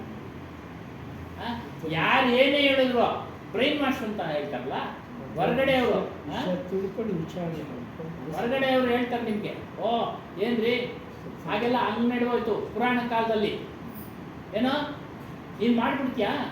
ಪುರಾಣ ಕಾಲದಲ್ಲಿ ಮಳೆ ಬರ್ಸ್ಬಿಟ್ರು, ಕಥೆಗಳಿದ್ದಾವೆ ಅಂತ ಹೇಳ್ತಾರೆ. ವಿಜ್ಞಾನ ಯಾರು ನೋಡಿದವ್ರು ಆಗ ಮಳೆ ಬರ್ಸಿದ್ದು? ಯಾರು ನೋಡಿಲ್ಲ, ಯಾರು ನೋಡಿ. ಅದನ್ನೆಲ್ಲ ನಾವು ವಿಚಾರ ಮಾಡಬೇಕು, ಬರುತ್ತಾ, ಸಾಧ್ಯನಾ? ಆಗ್ಲೂ ಮನುಷ್ಯರೇ ಇದ್ದಿದ್ದು. ಆದರೆ ಇಲ್ಲಿ ಒಂದು ವಿಚಾರ ಏನು ಅಂದ್ರೆ, ನಿನ್ನೆಲ್ಲ ಶಕ್ತಿ ಇದೆ, ಪ್ರಯತ್ನ ಮಾಡಿ, ಆ ಶಕ್ತಿನ ಪಡೆಯೋದಕ್ಕೆ ಸಾಧನೆ ಮಾಡಬೇಕು. ಪ್ರಯತ್ನ ಮಾಡಿ, ಸಾಧನೆ ಮಾಡಬೇಕು. ನಿನಗೂ ಮಳೆ ಬರೆಸೋ ಶಕ್ತಿ ಇದೆ, ಆದರೆ ಅದ್ರ ಕಡೆ ಗಮನ ಕೊಟ್ಟು ನೀವು ಸಾಧನೆ ಮಾಡಿದ್ರೆ ಬರೆಸ್ಬೋದು. ಅನೇಕ ಸಿದ್ಧಪುರುಷರ ವಿಚಾರಗಳನ್ನು ನಾವು ಕೇಳ್ತಾ ಇರ್ತೀವಿ ಅಲ್ವಾ? ಯಾರೇ ಆಗಿರ್ಬೋದು, ಸಿದ್ಧಾರ್ಥರಾಗಿರ್ಬೋದು, ಅಲ್ಲಮಪ್ರಭುಗಳು, ಬಸವಣ್ಣವರು, ಎಲ್ಲರೂ ಶರಣರೇ. ಆಧ್ಯಾತ್ಮ ತೆಗೆದುಕೊಳ್ಳಿ, ಮಿಶ್ರಣ ಜ್ಞಾನವನ್ನು ಚಿಂತನೆ ಮಾಡಿ. ಬಾಗಲ್ನಲ್ಲಿ ದೇವರಿದೆ ಅನ್ನೋದು ಇದೆಲ್ಲ ಒಂದೊಂದು ಸಂಪ್ರದಾಯ ಮಾಡಿದ್ದಾರೆ, ಲಕ್ಷಣವನ್ನು ಕಾಣಲಿ ಅಂತೇಳಿ ಅಷ್ಟೇ. ವಾಸ್ತು ಅಷ್ಟೇ. ಹೊಸಲಿಗೆ ಅಷ್ಟ ಕುಟುಂಬ ಈಗ ಬಂದು ಹೇಳಿದಾರೆ ವಾಸ್ತು, ಅವ್ರು ಹೇಳ್ದಂಗೆ ಕಟ್ಟಿದ್ರೆ ಅಷ್ಟೇ. ಹಾಗಾಗಿ ಅವೆಲ್ಲ ಒಂದು ಲಕ್ಷಣ, ಅದನ್ನ ಪಾಲನೆ ಮಾಡೋದು ಬಿಡೋದು ನಿಮಗೆ ಸೇರಿ. ಯಾವ ರೀತಿ ಅಷ್ಟೇ. ಬೆಳೆ ಒಂದು ಲಕ್ಷಣ ಕೇಳೋರೆ ಅಷ್ಟೇ. ಇವೆಲ್ಲ ದೀಪ ಅಣಿಸೋದು ಇವೆಲ್ಲ ಒಂದೊಂದು ಲಕ್ಷಣ ಕೇಳಿದ್ದಾರೆ, ಆದ್ರೆ ಅವುಗಳಿಂದ ಮುಕ್ತಿ ಇಲ್ಲ, ಮೋಕ್ಷ ಇಲ್ಲ. ಇದು ನಾವು ತಿಳಿಬೇಕು. ದೀಪ ಹಚ್ಚೋದು ನಾವೇ. ಮುಕ್ತಿ ಇಲ್ಲ, ಮೋಕ್ಷ ಇಲ್ಲ. ನಿಮ್ಗೆ ಒಳ್ಳೇದಾಗತ್ತೆ ಮಾಡ್ತಾ ಇದ್ರೆ ಕ್ರಮೇಣ. ಯಾವಾಗ ತಕ್ಷಣಕ್ಕೆ ಇವತ್ತು ಇವಾಗ ಯಾವ ರೀತಿ ಅಂತ ಅಂದ್ರೆ, ಫಸಲು ಹಾಕಿದ್ವಿ, ರಾಗಿ ಪೈರು ನಾಟಿದ್ವಿ, ಮರುದಿನ ನಿಮಗೆ ಫಸಲು ಕೊಡೋದಿಲ್ಲ. 3 ತಿಂಗಳು 4 ತಿಂಗಳು ಬೇಗ ಅದಕ್ಕೂ ಸೌಕ ಇದು ಮಾಡ್ಬೇಕು ಸ್ವಾಮಿ. ನೀರು ಹಾಕ್ಬೇಕು, ಗೊಬ್ಬರ ಹಾಕ್ಬೇಕು, ಎಲ್ಲ ಹುಳಗಳು ಬೀಳ್ತಾ ಇಲ್ಲ ನೋಡ್ಕೊಳ್ಬೇಕು. ಈ ರೀತಿ ಬೇರೆ ಗಿಡಗಳು ಬರೋದೆಲ್ಲ ಅವೆಲ್ಲ ಕೀಳ್ತಾ ಇರ್ಬೇಕು, ಅವೆಲ್ಲ ನೋಡ್ಕೊಳ್ಬೇಕು. ಪಕ್ಕದಲ್ಲಿ ವೆರಿ ನೆಕ್ಸ್ಟ್ ಬರೋದಿಲ್ಲ, ಮರುದಿನನೇ. ಅದೇ ರೀತಿಯಾಗಿ ಎಲ್ಲರಿಗೂ ಫಲ ಇರುತ್ತೆ. ಆ ಫಲನ ಅನುಭವಿಸಕ್ಕೆ ದೇಹ ಬರಬೇಕು. ದೇಹ ಬಂದ್ಮೇಲೆ ಕಾಯಿಲೆ ಕಾಸಲ್ಲ ಇದೆ ಅಲ್ಲದ? ವಯಸ್ಸಾಗ್ತಾ ಇದ್ದಂಗೆ ಕಣ್ಣು ನೋವು, ಕಿವಿ ನೋವು, ಬಾಯಿ ನೋವು, ಏನೇನೋ ಕಾಯಿಲೆಗಳು. ಶುಗರ್ ಜಾಸ್ತಿ, ಶುಗರ್ ಕಮ್ಮಿ, BP ಜಾಸ್ತಿ, BP ಕಮ್ಮಿ, ಸಿಕ್ಕಾಪಟ್ಟೆ ಇದೆ. ಅವೆಲ್ಲ ನೋಡ್ಕೊಂಡು ನಾವು ಜೀವನ ಮಾಡ್ತೀವಲ್ವಾ, ಮತ್ತೆ ಇದು ಬರದೇ ಇಲ್ಲದ ಮಾಡ್ಕೊಳ್ಬೇಕು ಅನ್ನೋದು ನಮಗೆ ವಿಚಾರ ಉಳಿಯೋದಿಲ್ವಾ? ಮಾಡ್ಕೊಬೇಕು ತಾನೆ, ಮಾಡ್ಕೊಬೇಕು, ಖಂಡಿತ ದೇಹ ಬಾರದೆ ಇರೋದು ಮಾಡ್ಕೊಳ್ಬೇಕು ತಾನೆ. ಮಾಡ್ಕೊಬೇಕು. ಹಾ, ಅದನ್ನೇ ಆತ್ಮ ವಿಚಾರ ಅನ್ನೋದು. ದೇಹ ಬಾರದೆ ಇಲ್ಲದ ಮಾಡ್ಕೊಳ್ಳೋದೇ ನೋಡ್ಕೊಳ್ಳೋ ವಿಚಾರ ಹೇಳಿದ್ರೆ ಆತ್ಮ ವಿಚಾರ, ಆಧ್ಯಾತ್ಮ. ಇದನ್ನ ಯಾರು ಪಾಲನೆ ಮಾಡ್ತಾರೋ, ಆಧ್ಯಾತ್ಮದಲ್ಲಿದ್ದು ಆ ಒಂದು ಸ್ವರೂಪವನ್ನು ತಿಳಿದು ಅದರಲ್ಲಿ ಮಾರ್ಗದಲ್ಲಿ ನಡೀತಾ ಇರ್ತಾರೋ ಅವನು ಎಂದೆಂದಿಗೂ ಸಾವಿಲ್ಲ. ದೇಹಕ್ಕೆ ಸಾವಾಗ್ತಿತ್ತು, ಆತ್ಮನಿಗೆ ಸಾವಿಲ್ಲ. ಇದೆಲ್ಲರೂ ಹೇಳ್ತಾರೆ ಆತ್ಮನಿಗೆ ಸಾವಿಲ್ಲ, ಆತ್ಮನಿಗೆ ಸಾವಿಲ್ಲ ಅಂತ ವಿಚಾರ ಎಲ್ಲ ಬಿಡಿಸ್ತಾರೆ. ಕೊನೆಗೆ ಆ ಪೂಜೆ ಮಾಡ್ರಿ, ಈ ಪೂಜೆ ಮಾಡ್ರಿ ಅಂತಾರೆ. ನೋಡಿ, ಇದು ಮಿಶ್ರಣ ಜ್ಞಾನ. ಮಿಶ್ರಣ ಇದನ್ನು ಬೇರ್ಪಡಿಸಿದೆ ಪಾದಕ ವಿಚಾರ. ಸತ್ಯನಾಮ ಅಂತ ಹೆಸರಿನಲ್ಲಿ ನಮ್ಮ ಹನುಮಾನ್ ಸಾಹೇಬರು, ಕಬೀರ್ ಸಾಹೇಬರು ಕರೆದಿದ್ದಾರೆ ಆತ್ಮನನ್ನ. ಈ ರೀತಿಯಾಗಿ ಅಪನೆ ಆತ್ಮ ಅಮಜ್ಜೀವ ಏಂ ಆತ್ಮ ಮಾಂತ. ಈ ರೀತಿ ಒಪ್ಕೊಳಪ್ಪ, ನಾನು ಶುದ್ಧ ಚೈತನ್ಯ ಸ್ವರೂಪನು. ಶುದ್ಧ ಅಂದರೆ ಅಲ್ಲೇನು ಕೊಳೆನೇ ಇಲ್ಲ, ಗಲೀಜಿಲ್ಲ. ಮನಸ್ಸಿನಲ್ಲಿ ಅನೇಕ ಕೊಳೆಗಳನ್ನು ತುಂಬಿಕೊಂಡು ಅದನ್ನು ಆಚರಣೆ ಮಾಡ್ತೀವಿ, ಆದರೆ ಅಲ್ಲಿ ಕೊಳೆನೇ ಇಲ್ಲ, ಕೊಳೆನೇ ಇಲ್ಲ. ಶುದ್ಧವಾಗಿದೆ. ಜ್ಞಾನ ಸ್ವರೂಪನವನು, ಅವನಿಗೆ ಆಕಾರ ಇಲ್ಲ, ಜ್ಞಾನಾಕಾರ ಅರಿತಾ ಇದ್ದಾನೆ. ಎಲ್ಲವನ್ನ ಅರಿತಾ ಇದ್ದಾನೆ. ಆಕಾರ ಇದ್ರೆ ಅದಕ್ಕೆ ಮರಣ. ತಿಳ್ಕೊಳ್ಳಿ, ಪುಸ್ತಕಕ್ಕೆ ಒಂದು ಆಕಾರ ಇದೆ ಅಲ್ಲ, ದೊಡ್ಡ ಪುಸ್ತಕ ಚಿಕ್ಕ ಪುಸ್ತಕ ನಶಿಸಿ ಹೋಗುತ್ತೆ. ದೇಹಕ್ಕೊಂದು ಆಕಾರ ಇದೆ, ಹೊರಟೋಗ್ಬಿಡುತ್ತೆ ದೇಹ ಅಲ್ಲ. ಆತ್ಮನಿಗೆ ಆಕಾರ ಇಲ್ಲ, ಅರಿವು ಜ್ಞಾನಾಕಾರ. ತಿಳಿತಾ ಇದ್ದಾನೆ, ಎಲ್ಲವನ್ನ ತಿಳಿತಾ ಇದ್ದಾನೆ. ಇದನ್ನು ತಿಳಿದವನು ಸತ್ಯದ ಮನುಷ್ಯ. ಸತ್ಯದ ಮನುಷ್ಯ. ದುಃಖ ಆಗ್ತಾ ಇದೆ ನನಗೆ, ದುಃಖ ಆಗ್ತಾ ಇದೆ. ಎಷ್ಟೊಂದು ದಿನ ಮನುಷ್ಯರಿದ್ದಾರೆ, ಕೋಟ್ಯಾನು ಕೋಟಿ, ಎಷ್ಟೋ ಕೋಟಿ ಇದ್ದಾರೆ ಪ್ರಪಂಚದ ತುಂಬ. ಆದರೆ ಈ ರೀತಿಯ ಸತ್ಯವನ್ನ ಅರಿತು ಸತ್ಯವನ್ನ ಪಾಲನೆ ಮಾಡತಕ್ಕಂಥ ಮನುಷ್ಯ ಕೋಟಿಗೊಬ್ಬ. ಕೋಟಿಗೆ ಒಬ್ಬ. ಖಂಡಿತ ಅದು ಖಂಡಿತ. ಎಷ್ಟು ಕೋಟಿ ಜನ ಇದ್ದಾರೆ? ಬನಪ್ಪ ಪಾರ್ಕ್ ರಸ್ತೆನಲ್ಲಿ ಎಷ್ಟೋ ಜನ ಇದ್ದಾರೆ. ಅದು ಸೇರಿರೋದು ಎಷ್ಟು ಜನ? ಅಷ್ಟೇ ಅಲ್ವಾ? ಅದು ಅಲ್ಲಲ್ಲಿ ಅಲ್ಲೋ ಅವರೊಬ್ಬರು, ಅವರು ಆ ಕಡೆ ಈ ಕಡೆ ಎಲ್ಲೆಲ್ಲಿಂದ ಬಂದಿದ್ದಾರೆ. Srirampura, Rajajinagar, west of chord road. ನೀವು ಅಲ್ಲಿಂದ ಸ್ವಾಮಿ ಹನುಮನ್ನು ನೋಡಿ, ಇದು ಈಗ ವಾಸ. ಅದಕ್ಕೆ ಕೋಟಿಗೊಬ್ಬರು ಅದನ್ನ ತಿಳಿತಾರೆ. ಯಾಕೆ ಹಿಂಗೆ ಅಂತಂದ್ರೆ, ಈ ಸತ್ಯನ ತಿಳಿದು ಜೀರ್ಣ ಮಾಡಿಸ್ಕೊಳ್ಳೋಕ್ಕೆ ಕಷ್ಟ ಆಗೋದಿಲ್ಲ, ಮಾಡ್ಕೊಳ್ಳೋದು ಅಳವಡಿಸ್ಕೊಳ್ಳೋಕ್ಕಾಗೋದಿಲ್ಲ. ಬಿಡ್ತಾನೆ ಮನುಷ್ಯ. ಕಷ್ಟ ಬಂದಾಗ ಯಾರೋ ಹೇಳ್ತಾರೆ, ಅಂತ ಕಡೆ ಹೋಗಪ್ಪ, ನನಗೆ ಹಂಗಾಗೋಯ್ತು ನೋಡು, ಬೆಳಿಗ್ಗೆ ನಾನು ಶ್ರೀಮಂತನಾಗ್ಬಿಟ್ಟೆ ಅಲ್ಲ ಸುಮ್ಮನೆ. ಹಾಗಾದ್ರೆ ಯಾರನ್ನ ಬೆಳಿಗ್ಗೆ ಒತ್ತುಟ್ಟೋದಕ್ಕೆ ಶ್ರೀಮಂತರಾಗಿದ್ದಾರ? ಯಾರು ಆಗಿಲ್ಲ. ಕಷ್ಟಪಟ್ಟಂತ ವ್ಯಕ್ತಿ ಯಾರೂ ಆಗಿಲ್ಲ. ಕಷ್ಟಪಟ್ಟಂತ ವ್ಯಕ್ತಿ ಯಾರೂ ಆಗಿಲ್ಲ. ಹಾಗಾಗಿ ನೋಡಿ, ಅದು ಚಂಚಲ ಮಾಡಿಬಿಡುತ್ತೆ. ಕಾಯಿಲೆ ಕಸಾಲ ಇದ್ರೆ ಡಾಕ್ಟರ್ ಹತ್ರ ಹೋಗಿ, ಡಾಕ್ಟರ್ ಹತ್ರ ಹೋಗಿ ನಿವಾರಣೆ ಮಾಡ್ಕೊಳ್ಳಿ. ಯಾವಾಗಲೂ ಡಾಕ್ಟರ್ನೇ ಹಿಂಬಾಲಿಸ್ತೀವ ನಾವು. ಕಾಯಿಲೆ ವಾಸಿ ಆದ್ಮೇಲೆ ಹಾಗೆ ಅದು ಒಂದು ಕಾಯಿಲೆ ಬಂದು ಹೋಗ್ಬಿಡುತ್ತೆ. ಕಷ್ಟಗಳು ಯಾವಾಗಲೂ ಕಷ್ಟಗಳು ಇರೋದಿಲ್ಲ, ಸುಖನೂ ಇರುತ್ತೆ ಮನುಷ್ಯನಿಗೆ. ಅದರಿಂದ ಯಾರೋ ಒಬ್ರು ತಿಳಿಯೋದು ಇದನ್ನ. ಎಲ್ಲರೂ ಪಶು ಬುದ್ಧಿ, ಹಾಗೆ ಹೇಳ್ಬೋದಲ್ಲ, ಪಶು ಬುದ್ಧಿಯಿಂದ ಕೂಡಿದ್ದಾರೆ. ಒಳ್ಳೆ ತಿಳುವಳಿಕೆಯನ್ನು ತೆಗೆದುಕೊಳ್ತಾ ಇಲ್ಲ. ದೇಹ ನಾನು ಅಂತ ತಿಳ್ಕೊಂಬಿಟ್ಟಿದ್ದಾರೆ. ಯಾವಾಗಲೂ ಹೊಟ್ಟೆ ಪಾಡಿನ ಚಿಂತೆ. ನಾಳೆ ಹೆಂಗೆ, ನಾಳೆ ಹೆಂಗೆ, ನಾಳೆ ನಾಳೆ ಹೀಗೆ ಹನುಮಾನ್ ಸಾಹೇಬ್ ಹೇಳ್ತಾರೆ. ಗೆಣಕ್ಕೆ ಕೊಡ್ತಾರೆ ಬಟ್ಟೆ, ವಸ್ತ್ರ, ಅಕ್ಕಿ ಎಲ್ಲ. ಯಾಕೆ ಚಿಂತೆ ಮಾಡ್ತೀಯ? ಕೆಲಸ ಮಾಡೋದು ಕೊಡಲ್ವಾ? ಅನಾಥ ಹೆಣ ಬಿದ್ದರೆ ದುಡ್ಡು ಆಗ್ತಾ ಇರ್ತದೆ. ಅದು ಯಾರೋ ಕಾಯ್ಕೊಂಡಿರೋನೆಲ್ಲ ತರ್ತಾನೆ ಸಂಸ್ಕಾರ ಮಾಡೋದು. ಅದೇ ಹೇಳಿ, ಹೆಣಕ್ಕೆ ಕೊಡ್ತಾರೆ ಬಟ್ಟೆ, ಅಕ್ಕಿ, ನಿನಗೆ ಕೊಡಲ್ಲೇನೆಯ? ಕೆಲಸ ಮಾಡಿದ್ರೆ ಇಲ್ಲ ಸರ್. ಬದುಕಿರೋನು ಸುಮ್ಮನೆ ಕೊಡಲ್ಲ, ಕೆಲಸ ಮಾಡೋದು ಅಂತ ಹೇಳ್ತಾ ಇರೋದು. ಅದೇನಮ್ಮ, ಕೆಲಸ ಮಾಡಬೇಕು ನೀನು, ಎಲ್ಲ ಸಿಗುತ್ತೆ ಅವಾಗ. ಕಣ್ಣಿಗೆ ಬೇಕಾಗಿರೋ ಬಟ್ಟೆ ಹಾಕ್ಕೊಬೋದು ನೀನು, ಇಷ್ಟಪಟ್ಟಿದ್ದು ಊಟ ಮಾಡ್ಬೋದು ನೀನು. ಅದರಿಂದ ಹೇಳ್ತಾರೆ ಬರೀ ಏನು ಹೊಟ್ಟೆ ತುಂಬಿಸ್ಕೊಳೋ ಮಾಡಪ್ಪ ನೀನು.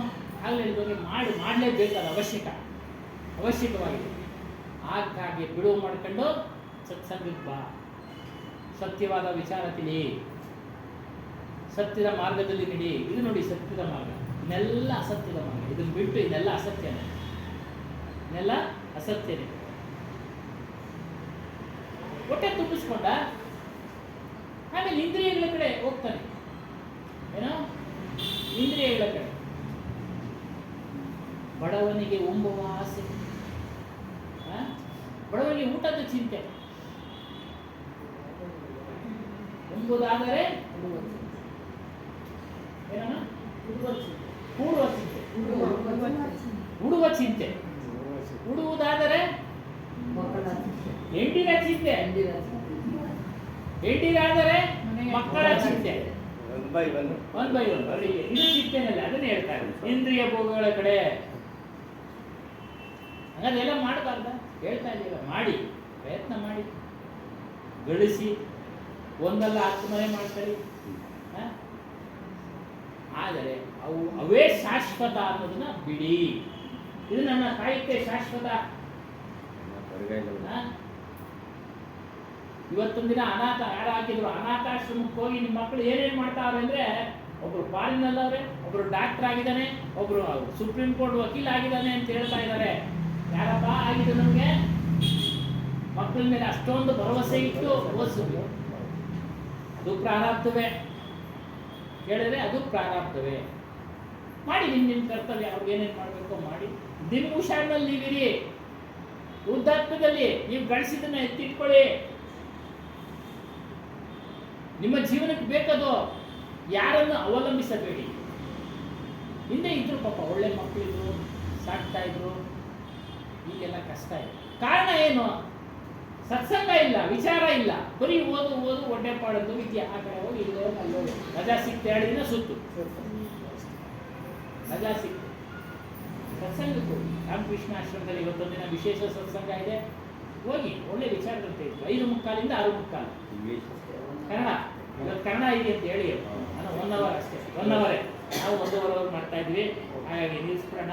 ಏನು ಸತ್ಯದ ಮನುಷ್ಯ ಯಾರು ಅಂತ ಅಂದ್ರೆ, ಯಾರು ಸತ್ಯ ಸ್ವರೂಪವನ್ನು ತಿಳಿದು ಅದರ ಮಾರ್ಗದಲ್ಲಿ ಹೋಗ್ತಾ ಇರೋ ಅವನು ಸತ್ಯದ ಮನುಷ್ಯ. ಸತ್ಯದ ಮಾರ್ಗದಲ್ಲಿ ನಡೆಯೋನೇ ಸತ್ಯದ ಮನುಷ್ಯ ಅಂತ. ನಾವು ಸಹ ಅಂತ ಮಾರ್ಗದಲ್ಲಿ ಹೋಗೋಣ.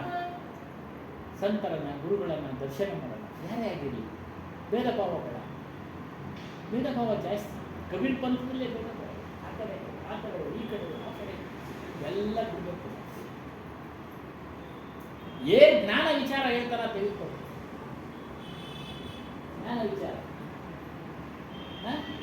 ಅಸೂಯೆಯಿಂದ ಅವ್ರ ಕಡೆ ಜಾಸ್ತಿ ಜನ ಬರ್ತಾರೆ. ಅದನ್ನೆಲ್ಲ ಹೊಸ ಪುಸ್ತಕ ಸಿಕ್ಕಿದೆ, ಓದ್ತಾ ಇದ್ದೆ. ಕಬೀರು ಹನುಮಾನ್ ಸಾಹೇಬ್ ಹೇಳ್ತಾ ಇದ್ದೆ, ಪುಸ್ತಕ ಆನೆಕಲ್ನಲ್ಲಿದ್ದು ನೆನೆ ತಂದು ಮನೆ ಓದ್ತಾ ಇದ್ದೆ. ಅದೆಲ್ಲ ತಿಳಿಸ್ತಾ ಇದೆ. ಅಸೂಯೆ ಆಗಲಿಂದನೂ ಇದೆ, ಪುರಾಣ ಕಾಲದಿಂದನೂ ಇದೆ ಅಸೂಯೆ. ಈ ಕಾಮ ಕ್ರೋಧ ಲೋಭ ಮೋಹ ಏನೇನು ಹೇಳ್ತಾ ಇದ್ರೆ ಎಲ್ಲ ಆ ಕಾಲದಿಂದನೂ ಇದೆ. ಎಲ್ಲ ಬಿಟ್ಟರೆ ನಮಗೆ ಆ ಒಂದು ಪದವಿ ಶಾಶ್ವತವಾದ ನಮ್ಮ ಸ್ವರೂಪದ ಅನುಭವ ಆಗೋದು. ಹಾಗಾಗಿ ಅದನ್ನು ತಿಳಿಯೋ ಮಾರ್ಗದಲ್ಲಿ ನಡೆಯೋಣ ಅಂತ ಅವಕಾಶವನ್ನು ಗುರುಗಳು ನಮಗೂ ನಿಮಗೂ ಕಲ್ಪಿಸಿಕೊಳ್ಳಿ ಅಂತ ಹೇಳ್ತಾ ಸತ್ಸಂಗ ಕಾರ್ಯಕ್ರಮ ಮುಕ್ತಾಯ ಮಾಡೋಣ. बोलिए श्री सत्यनाम आदि कबीर साहेब की जय, सद्गुरु श्री हनुमान साहेब की जय, गुरु माता जी की जय, सर्व संत महंत की जय। जय जय सत्य कबीर सतनाम सतसूत सतरत हतकामी साहेब सतरत हतकामी विगत कलेश सदामि विगत कलेश सदामि त्रिभुवनपति स्वामी जय जय जय सत्य कबीर।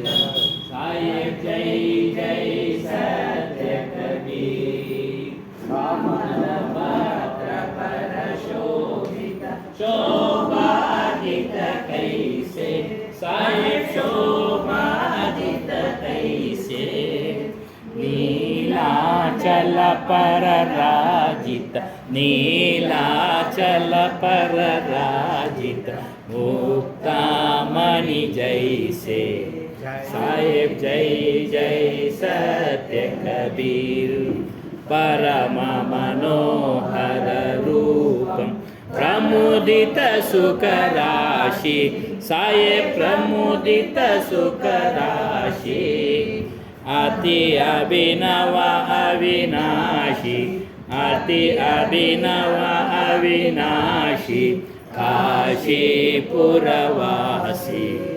साहेब जय जय सत्य कबीर हम सब उबारण कारण प्रगटे तनदारी साहेब प्रगटे तनदारी पारक रूप विहारी पारक रूप विहारी अविचल अविकारी साहेब जय जय सत्य कबीर साहेब कबीर की आरती अगणित अगहारी साहेब अगणित अगहारी धर्मदास बलिहारी धर्मदास बलिहारी मंगलकारी साहेब जय जय सत्य कबीर ध्यानमूलं गुरुर्मूर्ति पूजामूलं गुरुर्पादं मंत्रमूलं गुरुर्वाक्यं मोक्षं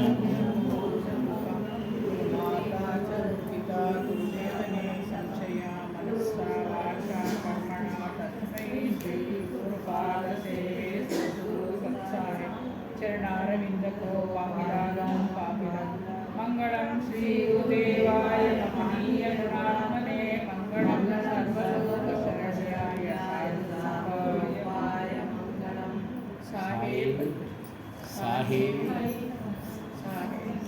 बोलिए श्री सत्यनाम आदि कबीर साहेब की जय सद्गुरु श्री हनुमान साहेब की जय गुरु माता जी की जय सर्व संत महंत की जय ಇದರಲ್ಲಿ ದುಡ್ಡು ಐತೆ ಬಂದು